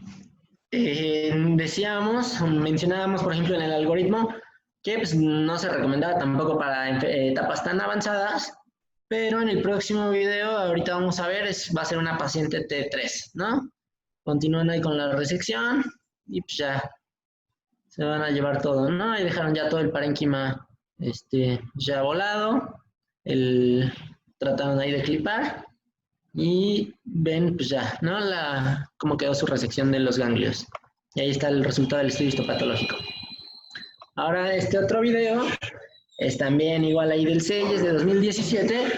Es un caso de una colistectomía laparoscópica extendida por un cáncer T3, ¿no? La presentación una introducción ahí de que pues estuvo contraindicada mucho tiempo, pero que ya han habido nuevos reportes de casos en los que se ha hecho laparoscópica, pero para cánceres que inicialmente nada más están confinados a la vesícula biliar, como el T1B, ¿no? Y entonces ellos lo que van a hacer es una técnica laparoscópica extendida para el T3. Es una mujer, 77 años. Uy. ¿Vale? Y pues ahí en su protocolo, en su TAC, pues ahí se ve la tumoración, le hicieron también ultraendoscópico. Y bueno, esto es como ponen ellos los trócares. Ellos usaron 5 trócares, 5 puertos, para realizar ahí todo el proyecto, ¿no? Ellos igual van a comenzar con la resección, pero ellos van a empezar por el triángulo de Calot y posteriormente van ellos igual a la resección hepática. Ellos también dentro de esa resección, igual lo mismo, cuando hay vasos, ya sea los clipan o si los pueden cauterizar, pues con eso queda. Ellos ahí como referencia también toman el colédoco en algún punto y lo separan para poder tener una mejor vista de los vasos. Este video pues es prácticamente lo mismo, solamente lo quería colocar ahí para que pues, son cosas que ya se siguen haciendo, que ya no solamente, si antes no hacían ninguna coleláparos para cáncer de vesícula biliar, ya después empezó a hacer y ahora ya se hace en enfermedades un poco más avanzadas y pues con buenos resultados aparentemente. Mencionábamos ya, pues es el tratamiento quirúrgico. Si se logran los márgenes negativos, esto es un R0, después de la resección, la tasa de supervivencia a 5 años es de hasta 90%, en un estadio 1, en un estadio 2 es de 80%, en un estadio 3 de 40% y en un estadio 4 de 15%. ¿Qué nos va a indicar un peor pronóstico? La afección ganglionar en vez de la afección hepática. Si se compara, es peor tener mucha invasión ganglionar que invasión hepática. Y como bien lo mencionaba Josué, se puede llegar a realizar una pancreatodonectomía en casos de T2 a T4, dependiendo de la afección propiamente, pero los resultados pues, ya no son tan benéficos, pues es una cirugía que incrementa la morbilidad y la mortalidad en el transoperatorio y postoperatorio inmediato. ¿Qué más hay para tratar el cáncer de vesícula biliar? La radioterapia es muy limitada debido a su propensión por la difusión peritoneal. Va a ayudar a paliar la ictericia en dado caso que se administre. La quimio son tumores que son resistentes a quimioterapia. Hay esquemas con 5-fluorouracilo y mitomicina que van a mejorar la sobrevida en 12%, que pues realmente no es mucho. O combinado, ¿no? Quimioterapia y EBRT, que es External Beam Radioterapia, usada con 5-fluorouracilo y radiaciones de 54 grays, aumenta la sobrevivencia hasta 64% a 5 años. El tratamiento médico, cuando vemos que hay cánceres irresecables, les dan gemcitabina con cisplatino, mejoran la sobrevida en comparación con gemcitabina sola. Esa terapia combinada, la mejora radio y quimio combinada, la mejora comparándola con solamente quimioterapia, y los cuidados paliativos, ¿no? Mantener un buen estado nutricional, y acuérdense que pues, algunos de estos cánceres nos pueden dar una estenosis, una oclusión de los conductos biliares, entonces también es importante hacer ese drenaje antes de la quimioterapia. Y recordar que pues, este cáncer tiene un muy mal pronóstico, en etapas avanzadas tienen sobrevidas menores a 1 año, entre 6 meses y 1 año más o menos. Y al principio de la clase pasada les comenté todas las mutaciones genéticas que había, un estudio entre los chilenos, los japoneses y los gringos, donde encontraban el tipo de mutaciones que habían. Y esto nos ayuda un poco, ¿por qué? Porque pues ya como vemos hay medicamentos que pueden ser administrados a mutaciones específicas, ¿no? Veíamos la mutación del TP53, le dan bevacizumab, si hay HER2-Neu, se le puede dar trastazumab, si hay EGFR, se les puede dar cetuximab, que principalmente son los que más se están ocupando. Y esto pues, es un breve, más o menos un resumen. Si tu cáncer es resecable, le administras terapia adyuvante.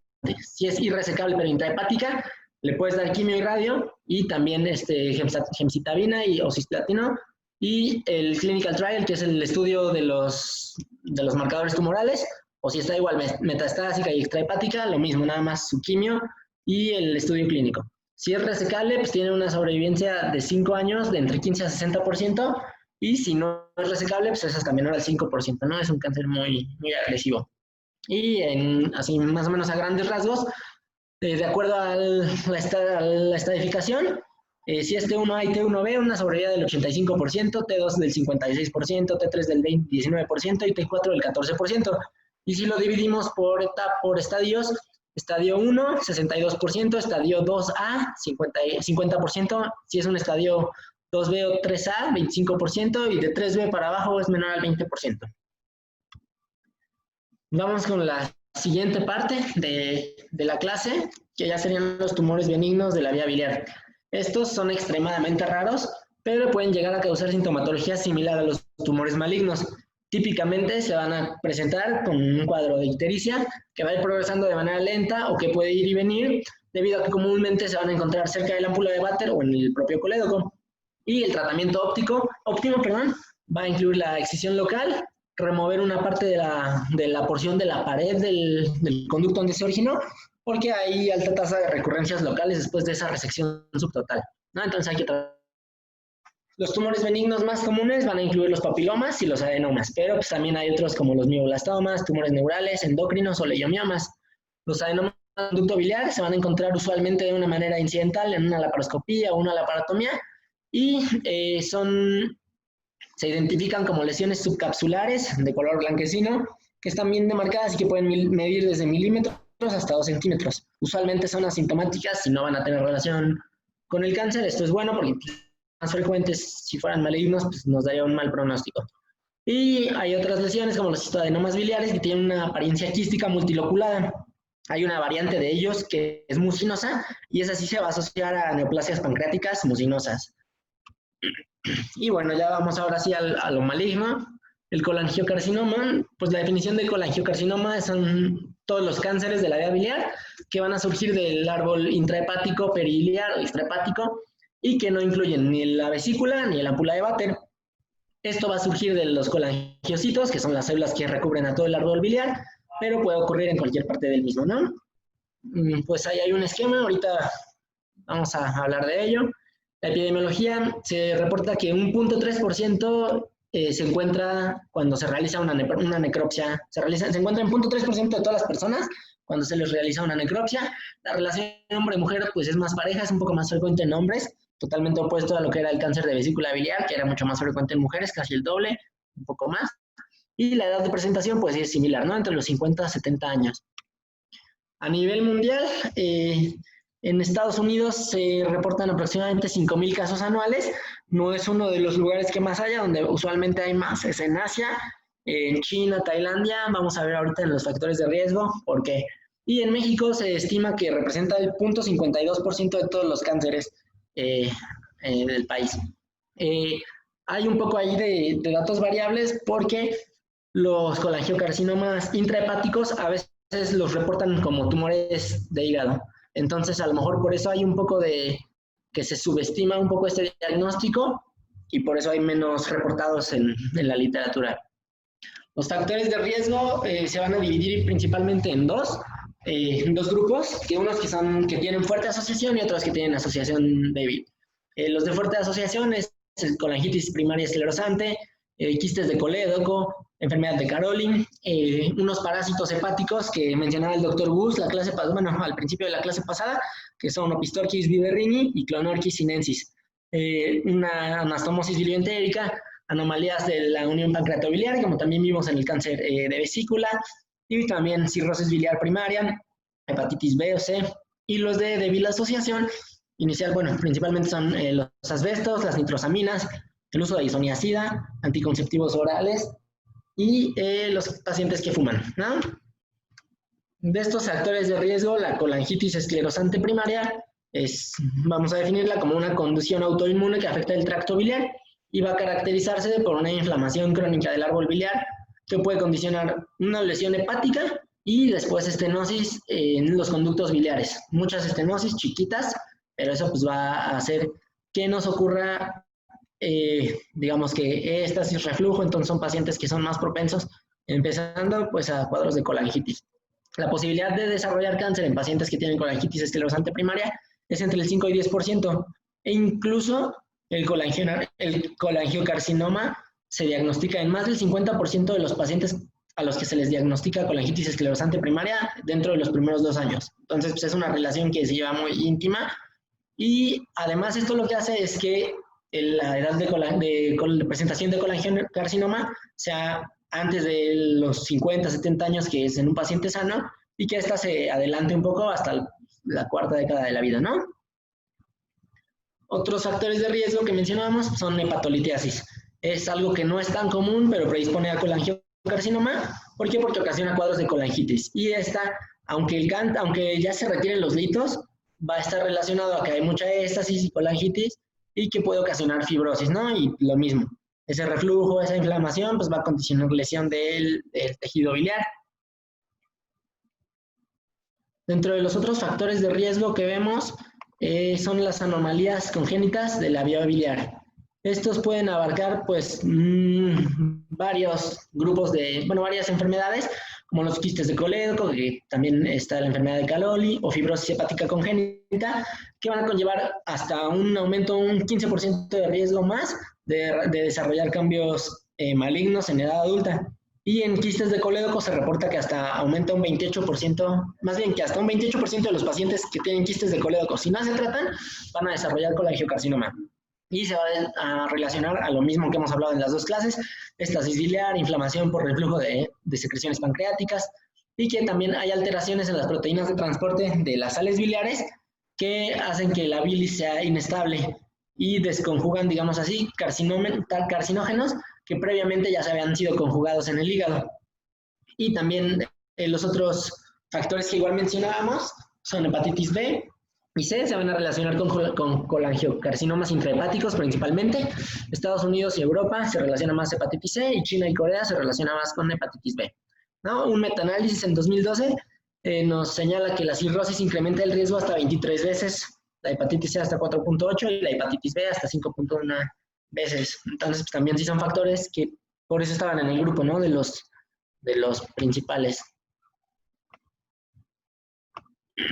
Y también lo que mencionábamos, las anomalías de la unión pancreatoduodenal, lo mismo que comentábamos en el mismo esquemita, ¿no? Si es una unión más larga, va a haber más, se va a tardar más en ir esa bilis y esas enzimas, y esas secreciones pancreáticas hacia el intestino, y puede haber un reflujo a lo largo de todo el árbol biliar hasta la vesícula o más. Y eso condiciona que pues también haya colangiocarcinoma, no solamente cáncer de vesícula biliar. El otro factor de riesgo que comentábamos, el que nos comentó el doctor Castañón, Opisthochis viverrini y Clonorchis sinensis, son parásitos que son altamente prevalentes en regiones de Asia. Les mencionaba que China y Tailandia son países donde es muy alta la incidencia de colangiocarcinoma. En Tailandia incluso es un problema de salud pública porque se asocia a la ingesta de pescado crudo que va a contener esos parásitos. En Tailandia el platillo típico se llama koi pla y es ese pescado crudo. El tratamiento de estos parásitos es praziquantel, y esto se asocia a que el parásito produce nitritos y otras sustancias que se asocian al cáncer. Y también está asociado al número de parásitos. Si es una infección con muchos parásitos, te aumenta más el riesgo. Dentro de la anatomopatología, el 95% de todos estos tumores van a ser adenocarcinomas y se dividen en nodular, esclerosante y papilar. El nodular se van a apreciar como lesiones anulares, estenóticas, y son tumores muy invasivos. También se le conocen a ellas como formadores de masa y son los más comunes. El otro tipo son los esclerosantes, se van a caracterizar por una reacción desmoplásica intensa, y el papilar, o también conocido como infiltrante, se van a presentar como masas voluminosas dentro de la luz del tumor. Estas usualmente van a causar obstrucción biliar temprana y, afortunadamente tienen las tasas más altas de resecabilidad y que también se pueden curar, ¿no? Burquitos, ¿estás por ahí? Sí, viejo, aquí ando. ¿Qué pasó? Oye, ¿me puedes decir más o menos la clasificación de los colangiocarcinomas? Ah, sí, viejo. Bueno, tengo entendido que estos se van a clasificar en intrahepáticos y extrahepáticos. Y los extrahepáticos se van a dividir en periliares y de la unión, me parece. Ok. Bueno, perfecto. Aquí en este diagramita vamos a ver eso que dijo Burgos, ¿no? La clasificación inicialmente es entre intrahepáticos y extrahepáticos. Hay quienes ya los dividen solamente en dos, que serían periliares y distales, o algunas reportes también lo dividen en tres, que son periliares intermedios y distales, ¿no? Nos vamos a quedar con la primera, la que les mencioné. Y bueno, los intrahepáticos representan alrededor del 10 al 20% de los colangiocarcinomas y van desde los ductos biliares microscópicos hasta los ductos segmentales. Los periliares van a tomar ya a partir de los segmentales, o sea, el izquierdo, el hepático izquierdo, el hepático derecho y el hepático común. Y estos van a representar aproximadamente hasta el 50 al 60%. Y finalmente los distales van a hacer del colédoco, ¿no? Hacia abajo, y representan más o menos el 20 al 30%, pero no van a considerarse aquí ni tumores del conducto cístico ni de la ámpula de Vater, hay que también tener en cuenta eso. Histológicamente, mencionamos que los 90% son adenocarcinomas, pero hay otras variantes, bien diferenciado, pleomórfico, de células gigantes, adenoescamoso o tumores coloides. Hay otros como los sarcomas, los linfomas, carcinomas de células pequeñas, pero estos van a representar hasta menos del 5%. Y pues nuevamente estas alteraciones genéticas, ahí se ha visto asociados a mutaciones de CRAS, de P53, de factor de crecimiento de receptor de fibroblastos, CDKNA2B y otras alteraciones como HER2, BRAF, ¿no? Que también es importante conocerlo. Vamos primero con el colangiocarcinoma intrahepático. Esto pues clínicamente estos pacientes se van a presentar como asintomáticos, pueden llegar a tener también pérdida de peso, dolor abdominal o pueden ya presentar ictericia cuando hay enfermedad avanzada. En estos pacientes también, cuando el tumor ya tiene un tamaño importante, pues además del dolor abdominal puede referirse un poco dolor torácico por la misma ubicación o también dificultad para respirar. El diagnóstico diferencial que usualmente hacemos en un colangiocarcinoma intrahepático es con un hepatocarcinoma o con metástasis de algún otro tumor. Dentro de la imagenología, pues inicialmente los estudios en donde más lo vamos a ver es en tomografías o en resonancias, y dentro de los estudios de laboratorio que nos van a ayudar para diagnosticar un colangiocarcinoma intrahepático, vamos a encontrar que la fosfatasa alcalina y la GGT van a estar elevadas, va a elevar también alterar el resto de las funciones, pruebas de funcionamiento hepático, y dentro de los estudios de inmunohistoquímica se puede encontrar un CA19-9, el cual se reporta que si tiene un valor por encima de 129 nanogramos, tiene una sensibilidad del 79% y una especificidad del 98%. Aquí también se puede usar otros marcadores como el carcinoma embrionario o la alfa-fetoproteína. El diagnóstico radiológico, pues quedamos de los estudios de imagen, ¿no? En estas imágenes vamos a ver, es un caso de un paciente de 67 años que tuvo pruebas de funcionamiento hepático anormales y encontraron pues una masa de aproximadamente 12 centímetros, que es la que se ve en la imagen A. Se le realiza una tomografía contrastada y en esa primera parte, en la B, se ve que hay como un realce en la cápsula del tumor de manera parchada, y después en la imagen C ya se ve que ya queda más delimitado el tumor. Esto usualmente es lo que son la forma en la que se aprecia un tumor, un adenocarcinoma, un colangiocarcinoma intrahepático. Inicialmente una atenuación leve de la cápsula y ya después ahí en la fase vascular ya se realza esa cápsula. ¿Sale? La clasificación de TNM que va a haber en este cáncer, pues es una TX, que es que no hay un tumor primario que se pueda valorar, un T0, en el que no va a haber evidencia de tumor primario, un TIS, que es el carcinoma in situ, un tumor intraductal. El T1 es un tumor solitario sin invasión vascular que mide menos de 5 centímetros o más de 5 centímetros. El T1A es un tumor que tiene menos de 5 centímetros sin invasión vascular y T1B mayor de 5 centímetros, ¿no? T2 nos indica un tumor solitario aún con invasión vascular o múltiples tumores con o sin invasión vascular. T3 es un tumor que ya perfora el peritoneo visceral y T4 es un tumor que involucra estructuras extrahepáticas por invasión directa. El N, pues sabemos que son los ganglios, NX que no se pueden valorar, N0 sin metástasis de ganglios linfáticos regionales, y N1, metástasis de ganglios linfáticos regionales. Y M0 sin metástasis a distancia, M1 con metástasis a distancia presentes. Esto, pues, el American Joint lo puede clasificar en etapas. La etapa 1A, que es cuando hay un T1A, que si recordamos es el tumor solitario, menor a 5 centímetros sin invasión vascular. T1B es mayor a 5 centímetros sin invasión. Etapa 2, T2 ya involucra vascular o que hay múltiples tumores. T3A la divide como T3 o T4 y T3 es la etapa 3B, ya nos la agrega cuando hay ganglios afectados, y etapa 4 es cuando hay cualquier T, cualquier N, pero ya hay metástasis a distancia. El tratamiento, pues el tratamiento aquí también es quirúrgico, pero hay metas. Las metas es resecar el tumor con un margen de tejido adecuado y que los márgenes estén microscópicamente libres de cáncer, siempre tratando de mantener suficiente tejido hepático para que el paciente pues tenga una buena función hepática después de la cirugía. No hay como tal un criterio de resecabilidad, que tantos centímetros o tantos lóbulos, simplemente pues esto va a depender de la afección del tumor y de la habilidad del cirujano. La resección puede variar de acuerdo a solamente una resección que no sea anatómica, simplemente del tumor, o también segmentectomías o hasta lobectomías. Se recomienda iniciar inicialmente, como en el cáncer de vesícula, con una laparoscopía para valorar la afección antes de intentar alguna otra cosa, ¿no? Y las metástasis hepáticas extendidas, pacientes que tienen cirrosis o hipertensión portal, pueden imposibilitar la cirugía, entonces pues, hay que buscar otras medidas, ¿no? Sería como dentro de esos pacientes con irresecabilidad, que los dividen en 3 grupos principalmente.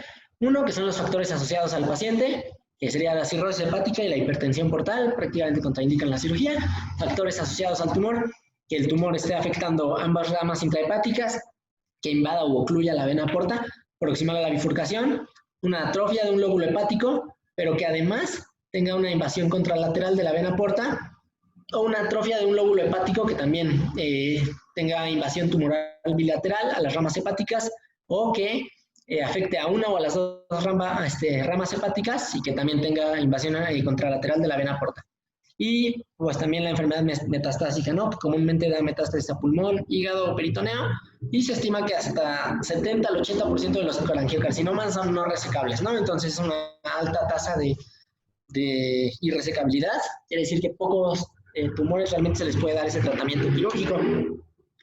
Factores de mal pronóstico para esa resección son metástasis ganglionares, márgenes positivos tras la cirugía, cuando hay invasión, y hay otros como pues, las mismas metástasis, o un tamaño del tumor grande, o un CA19-9 mayor a 1000. Esos son factores de mal pronóstico después del tratamiento quirúrgico.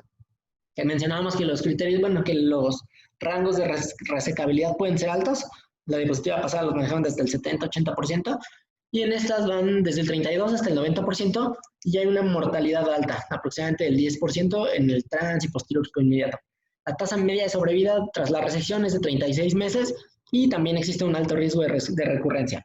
A 5 años, si logramos una resección R0, hay una sobrevida de 60% aproximadamente, pero estas resecciones curativas solamente se pueden realizar en cerca del 30% de los pacientes. Entonces son poquitos pacientes a los que de verdad les va a ir bien.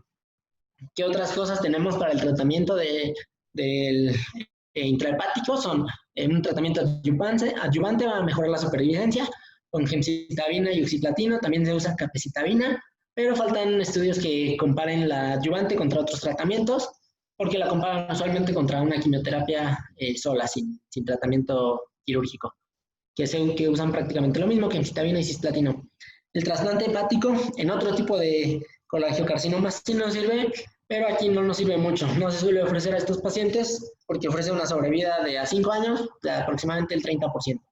Y también hay otras terapias locales o regionales, como el TACE, que es quimioembolización transarterial, nos da una sobrevida de 11.4 meses. El TARE, que es radioembolización transarterial, una sobrevida de 14.3 meses más o menos. Y hay otras como la ablación por radiofrecuencia y la ablación por microondas. Aquí también tenemos un pequeñito algoritmo del manejo del colangiocarcinoma intrahepático. Si es resecable, pues aparte de la cirugía hay que darle terapia adyuvante o estudio clínico, como también en cáncer de vesícula, con alguno de estos medicamentos. Si es irresecable pero intrahepático, considerar la terapia local regional, como lo que mencionábamos, de la quimioembolización, la radioembolización, y también pues darle su esquema con gemcitabina, cisplatino o con algún estudio clínico. Y si es metastásico o extrahepático, pues prácticamente ya le podríamos ofrecer nada más la gemcitabina y los medicamentos en estudio. La sobrevida a 5 años en los cánceres resecables mencionamos que era del 30% más o menos, aquí los marcan del 20 al 40%, y en cambio en los irresecables o que ya tienen metastasis extrahepáticas es menor al 5% también, ¿vale? Igual muy bajo. Vamos con el siguiente, que es el colangiocarcinoma periliar, que pues ya es de los extrahepáticos. Es la presentación de un colangiocarcinoma que se da de manera más frecuente, y estos se van a situar en la confluencia iliar, ¿no? Quedamos que quedaban entre el hepático derecho e izquierdo y el común. Estos tumores se describieron alguna vez el doctor Klaskin, cuando causan obstrucción distal a nivel de la región iliar, se les conocía como tumores de Klaskin. Entonces, pues se les empezó a llamar tumores de Klaskin. Sin embargo, después de en esa publicación, Klaskin había incluido tumores intra y extrahepáticos. Entonces, pues, los de las nuevas generaciones ya nos podemos confundir con esa clasificación. Entonces, a los periliares también, si les dicen tumores de Klaskin, se puede confundir, ¿no? Entonces, por eso está ahí el perrito Chems, que pues mamá, me da ansiedad si les dices tumores de Klaskin, porque me confundo. Y bueno, también esto, pues hay publicaciones como la TV Notas, en la que nos enseñan que a Vicente Fernández pues le dio un cáncer como este, ¿no? En el que hubo mucha polémica porque no quería recibir un trasplante hepático porque podía ser de alguien homosexual, ¿no? Entonces, pues también es bueno conocer todas estas otras cosas. Si algún día les llega alguien como Vicente Fernández a su consulta. El colangiocarcinoma periliar, igual clínicamente, pues pueden ser asintomáticos o con síntomas inespecíficos como anorexia, náusea, fatiga. Aquí la característica es una ictericia sin dolor. Y también además puede haber pérdida de peso o fiebre. ¿Qué otros diagnósticos diferenciales hay? Una colangitis, colangiopatías, colangiocarcinomas distales o tumores pancreáticos por esta ictericia. Dentro de los laboratorios vamos a encontrar las bilirrubinas elevadas, FA, GGT elevadas, pero el resto de las pruebas de funcionamiento hepático poco elevadas o normales. Los marcadores tumorales que ocupamos, pues igual, CA19-9 y el antígeno carcinoembrionario se van a encontrar elevados. El CA19-9 puede llegar hasta igual a estar por encima de 100 y nos ayuda al diagnóstico. Aquí ocurre algo un poco raro, que a veces cuando se obstruye un conducto hepático unilateral, ya sea el derecho o el izquierdo, pueden que no se ocasione ictericia porque se termina, digamos que, de vaciar, por así decirlo, la bilis, pero sí nos va a ocasionar elevación de FA y GGT. Esto se conoce como un fenómeno de atropia e hipertrofia. Se atrofia un lóbulo y se hipertrofia el otro, ¿no? Entonces en los ultrasonidos, en las tomografías se puede ver de esa forma. Las metas diagnósticas en este tipo de tumores, la primera es buscar la naturaleza y la extensión de la obstrucción, ¿no? Si nos llega un paciente con ictericia, pues tenemos que ver, esta puede ser maligna o benigna y qué tanto está afectado. Después, obtener un diagnóstico mediante una biopsia, si es que fuera posible, ya se puede obtener de diferentes maneras. Y finalmente, tapificar el tumor para ya ver la diseminación y pues ver qué le vamos a hacer, ¿no? Esas a grandes rasgos las metas diagnósticas.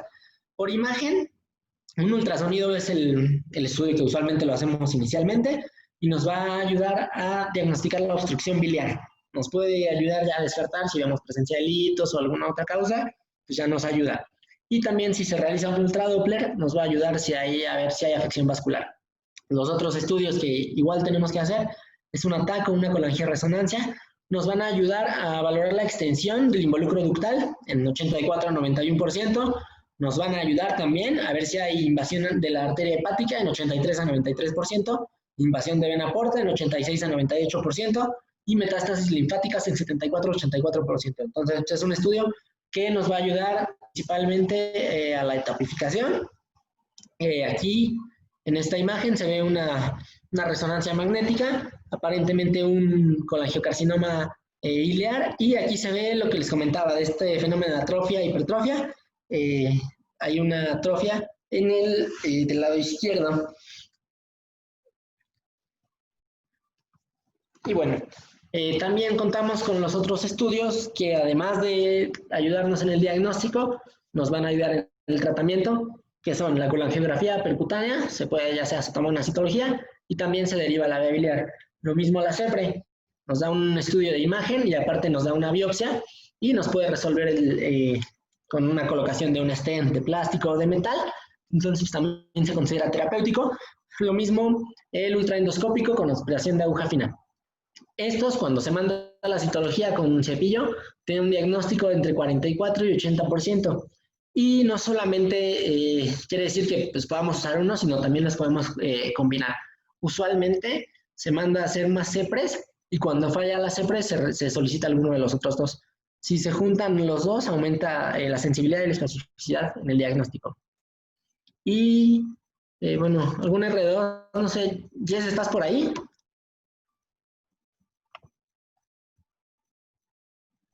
Sí, aquí estoy. Oye, ¿te puedes ayudar con la clasificación de Bismuth-Corlett? Sí, la clasificación de Bismuth-Corlett van a ser tipo 1, 2, la 3 que se divide en A y B, y la 4. Y esto va a ver para ver a qué nivel está la tumoración. Por ejemplo, la 1 es que está distal a la confluencia de los conductos hepáticos, que es la que tienen ahí en verde tipo 1. La tipo 2 está en la confluencia, pero no va a invadir ni el hepático derecho ni el hepático izquierdo. La 3A, bueno, la 3 en general invade el conducto hepático común y la A se divide en el derecho y la B va a ser el izquierdo.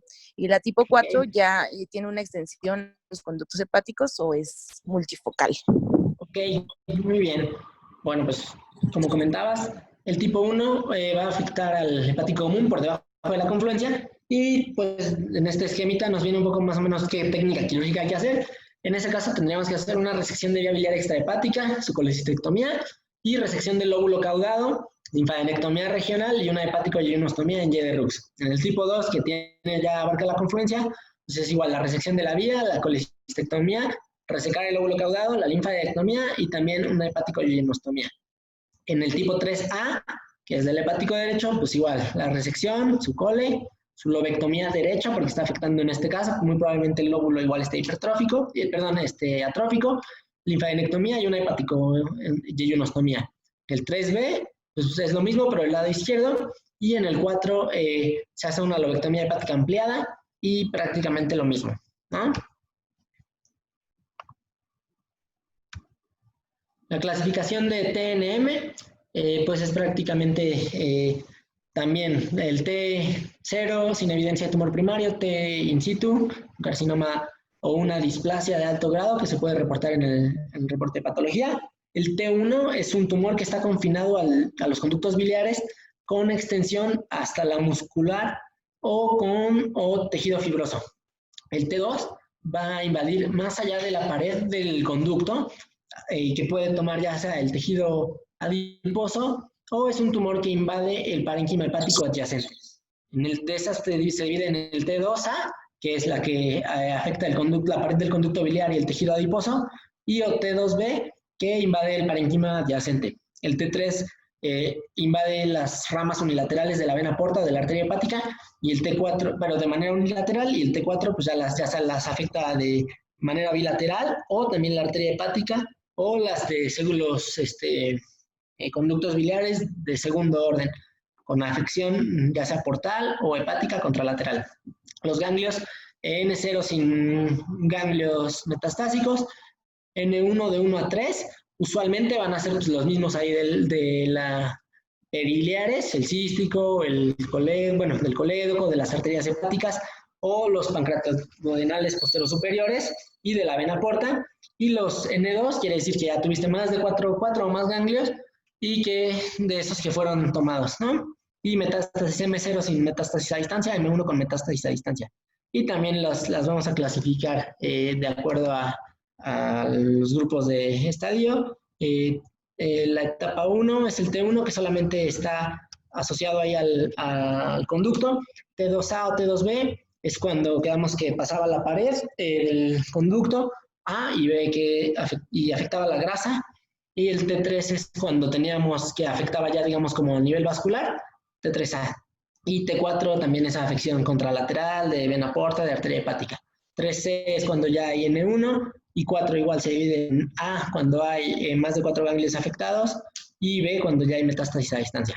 El tratamiento quirúrgico, la excisión de los conductos biliares es posible hasta las primeras ramas del hepático derecho e izquierdo. Si se extiende más allá de alguno de esos lados, pues ya se realiza una hepatectomía parcial, como es lo que mencionábamos en el bismuth. Hasta 46% de los perileares tienen afección microscópica del lóbulo caudado, entonces también se recomienda su resección, como también mencionábamos en la tablita que vimos. La cirugía se va a indicar en pacientes sin metástasis a distancia, donde un abordaje preoperatorio sugiere que vamos a poder lograr una resección adecuada, y la estadificación adecuada requeriría de al menos 7 ganglios, según de acuerdo en la cirugía. Las contraindicaciones o criterios de irresecabilidad: si hay afección de los 4 conductos seccionales, se descarta la resección. Si hay involucro de ambas ramas de la porta o de la hepática y la porta de manera bilateral. Si hay involucro vascular de un lado, pero afección extensa hacia los conductos biliares del otro lado. Esos son los criterios de irresecabilidad. Tratamiento: aquí pues mencionábamos que Vicente Fernández rechazó su trasplante de hígado. Este tratamiento solamente se recomienda en etapas tempranas de cáncer irresecable en pacientes altamente seleccionados que tienen afección nodal extrahepática, más bien, perdón, que no tienen ni afección nodal extrahepática ni metástasis. En estos pacientes, si se realiza una quimioterapia previa a la cirugía, una laparoscopía estadificadora y el trasplante hepático, hay una alta sobrevida a 5 años de hasta 80%. El drenaje, pues también es indicación para realizárselo en la mayoría de los pacientes, no es que casi todos. La meta va a ser drenar el segmento más funcional del hígado. Se pueden utilizar stent de plástico, que más o menos su vida útil es de 2 a 6 meses, o de metal, entre 8 a 10 meses, ¿no? Actualmente se recomiendan más los de metal, y también eso varía en cuanto a la sobrevida que se le pueda estimar al paciente. También el drenaje, pues ya vimos que puede ser percutáneo, endoscópico, por CEPRE o por un ultraendoscópico, y se define un drenaje biliar adecuado cuando hay un drenaje de más del 50% del volumen hepático. Hay otra cosa que se llama terapia fotodinámica. Es reciente, se usó por primera vez en el 91. Es una terapia en la cual tiene buenos resultados, y también se usa en colangiocarcinomas que no son resecables como otra opción terapéutica. Se utiliza un medicamento que es fotosensibilizante, que tiene afinidad al tejido neoplásico, y después se da una radiación con luz que tiene esa determinada longitud, y entonces esta interacción entre la luz y el agente va a causar la muerte de células tumorales. Aquí hay un articulito del World Journal of Gastroenterology que evalúa un poco el éxito en estos pacientes cuando hay colangiocarcinoma no resecable. Hicieron una revisión sistemática y un metaanálisis, y su conclusión fue que la paliación de estos carcinomas no resecables tiene un mejor pronóstico usar esta terapia fotodinámica comparada a solamente el drenaje biliar. Entonces se tiene que utilizar de manera conjunta para mejorarles la sobrevida, la calidad de vida, disminuir los niveles de bilirrubinas, etc. Y el seguimiento a estos pacientes, no hay como tal una guía que te diga qué seguimiento debes darle, sino simplemente darle una evaluación radiológica y laboratorios cada 3 meses durante los primeros 2 años de la cirugía, una evaluación cada 6 meses posterior, de acuerdo al riesgo que haya tenido en esos primeros 2 años. Y también menciona que el CA19-9 no tiene un rol específico, pero si esta CA19-9 queda con una elevación persistente, puede significar que después se vaya a encontrar una recurrencia por un estudio de radiología. Y vamos finalmente a un algoritmo del periliar. Es lo mismo, si es resecable, se le puede ofrecer el trasplante en esos pacientes seleccionados previamente, sin metástasis, o puede ser simplemente hacerle la resección y también además darle la terapia adyuvante. El trasplante tiene una sobrevida de 5 años de 53 a 80%, y si solamente se le reseca y le da su terapia adyuvante, de 0 a 43%. El irresecable, metastásico o extrahepático, simplemente darles gemcitabina, cistatino o los medicamentos estos de estudio clínico, paliación y drenaje, y con una sobrevida pues muy pobre, de menos del 5%. Y finalmente ya vamos con el colangiocarcinoma distal. Esto pues también clínicamente es ictericia sin dolor. pero igual puede haber, como todos los cánceres, pérdida de peso, fiebre, dolor abdominal, prurito secundario a la ictericia, y puede presentarse como un cuadro de colangitis. Por eso igual entra dentro de nuestros diagnósticos diferenciales: colangitis, coledocolitiasis, cáncer de páncreas, ahora del periliar, el colangiocarcinoma periliar, o colangiopatías benignas. Laboratorios, prácticamente lo mismo: bilis elevadas, FA y GGT elevadas, y las pruebas como TGO, TGP, pues pueden no estar elevadas o ser normales. Aquí también el carcinoma, el CA19-9, perdón, y el carcinoma embrionario van a estar elevados, y también si usas y mides CA125 y los tres están elevados, tiene una sensibilidad del 87.4% y una especificidad del 85%. ¿No? Se eleva si se usan esos tres. Fue demostrado eso en un estudio en China. Y mencionar lo que les había recalcado al principio, que los colangiocarcinomas distales no incluyen ni tumores del cístico ni del ámpula de Vater. Los estudios de imagen que tenemos que hacer en este colangiocarcinoma, pues inicialmente, como todos, un ultra, ¿no? Es barato, no invasivo, y nos va a detectar ya sea litiasis o dilatación de conductos.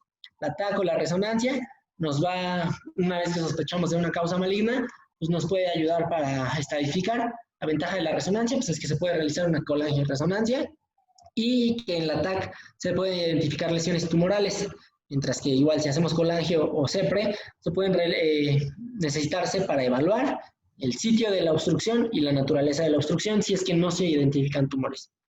Dentro del diagnóstico y tratamiento, pues también lo mismo, ¿no? La colangiopercutánea, la CEPRE y el ultraendoscópico. El ultraendoscópico, su ventaja es que aumenta el diagnóstico de la invasión ganglionar. La citología del cepillado tiene una sensibilidad del 60% y una especificidad del 100%, y en algunas ocasiones, lo mismo que en los periliares, se recomienda uno más estudios, ¿no? CEPRE más ultraendoscópico, colangio y ultraendoscópico, etc. La clasificación del TNM, lo que cambia, bueno, T1 es la invasión del conducto biliar menor de 5 milímetros, T2 de 5 a 12 milímetros y T3 mayor de 12 milímetros. T4 es cuando ya involucra el eje celíaco, la arteria mesentérica superior o la hepática común.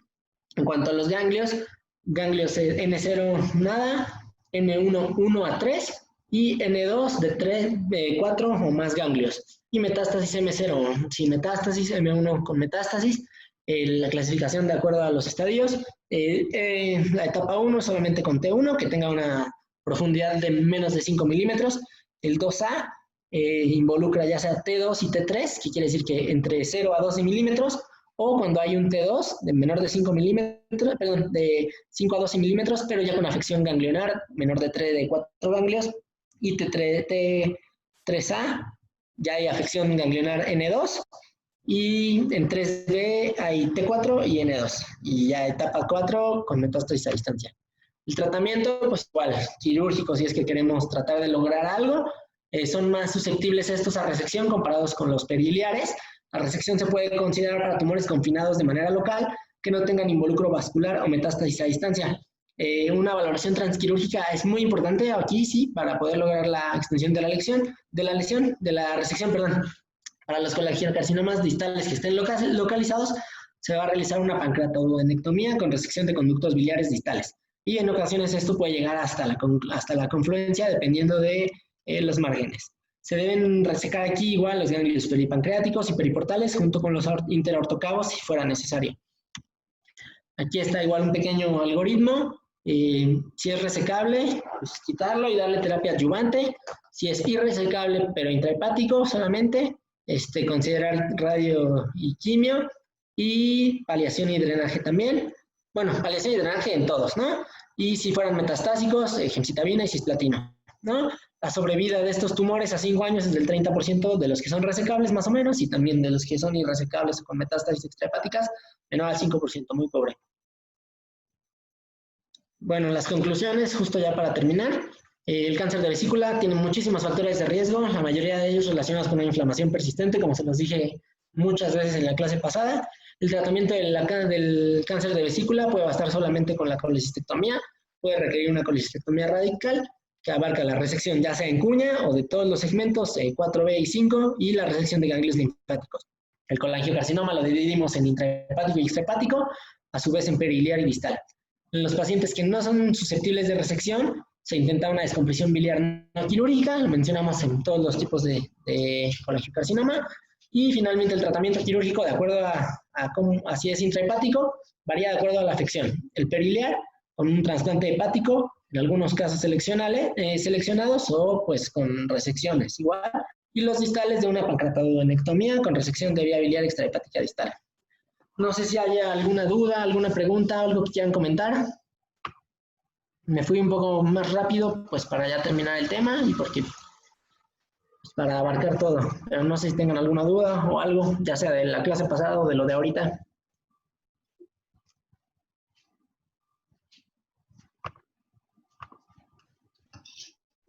Todo bien, amigo, estuvo bien chido. Muy bien, bueno, muchas gracias, Pai. No, ya solo queda darles ahí las gracias. Vicente Fernández también les da las gracias por haberle diagnosticado su cáncer. ¿Vale? Gracias, amigo, todo bien, gracias.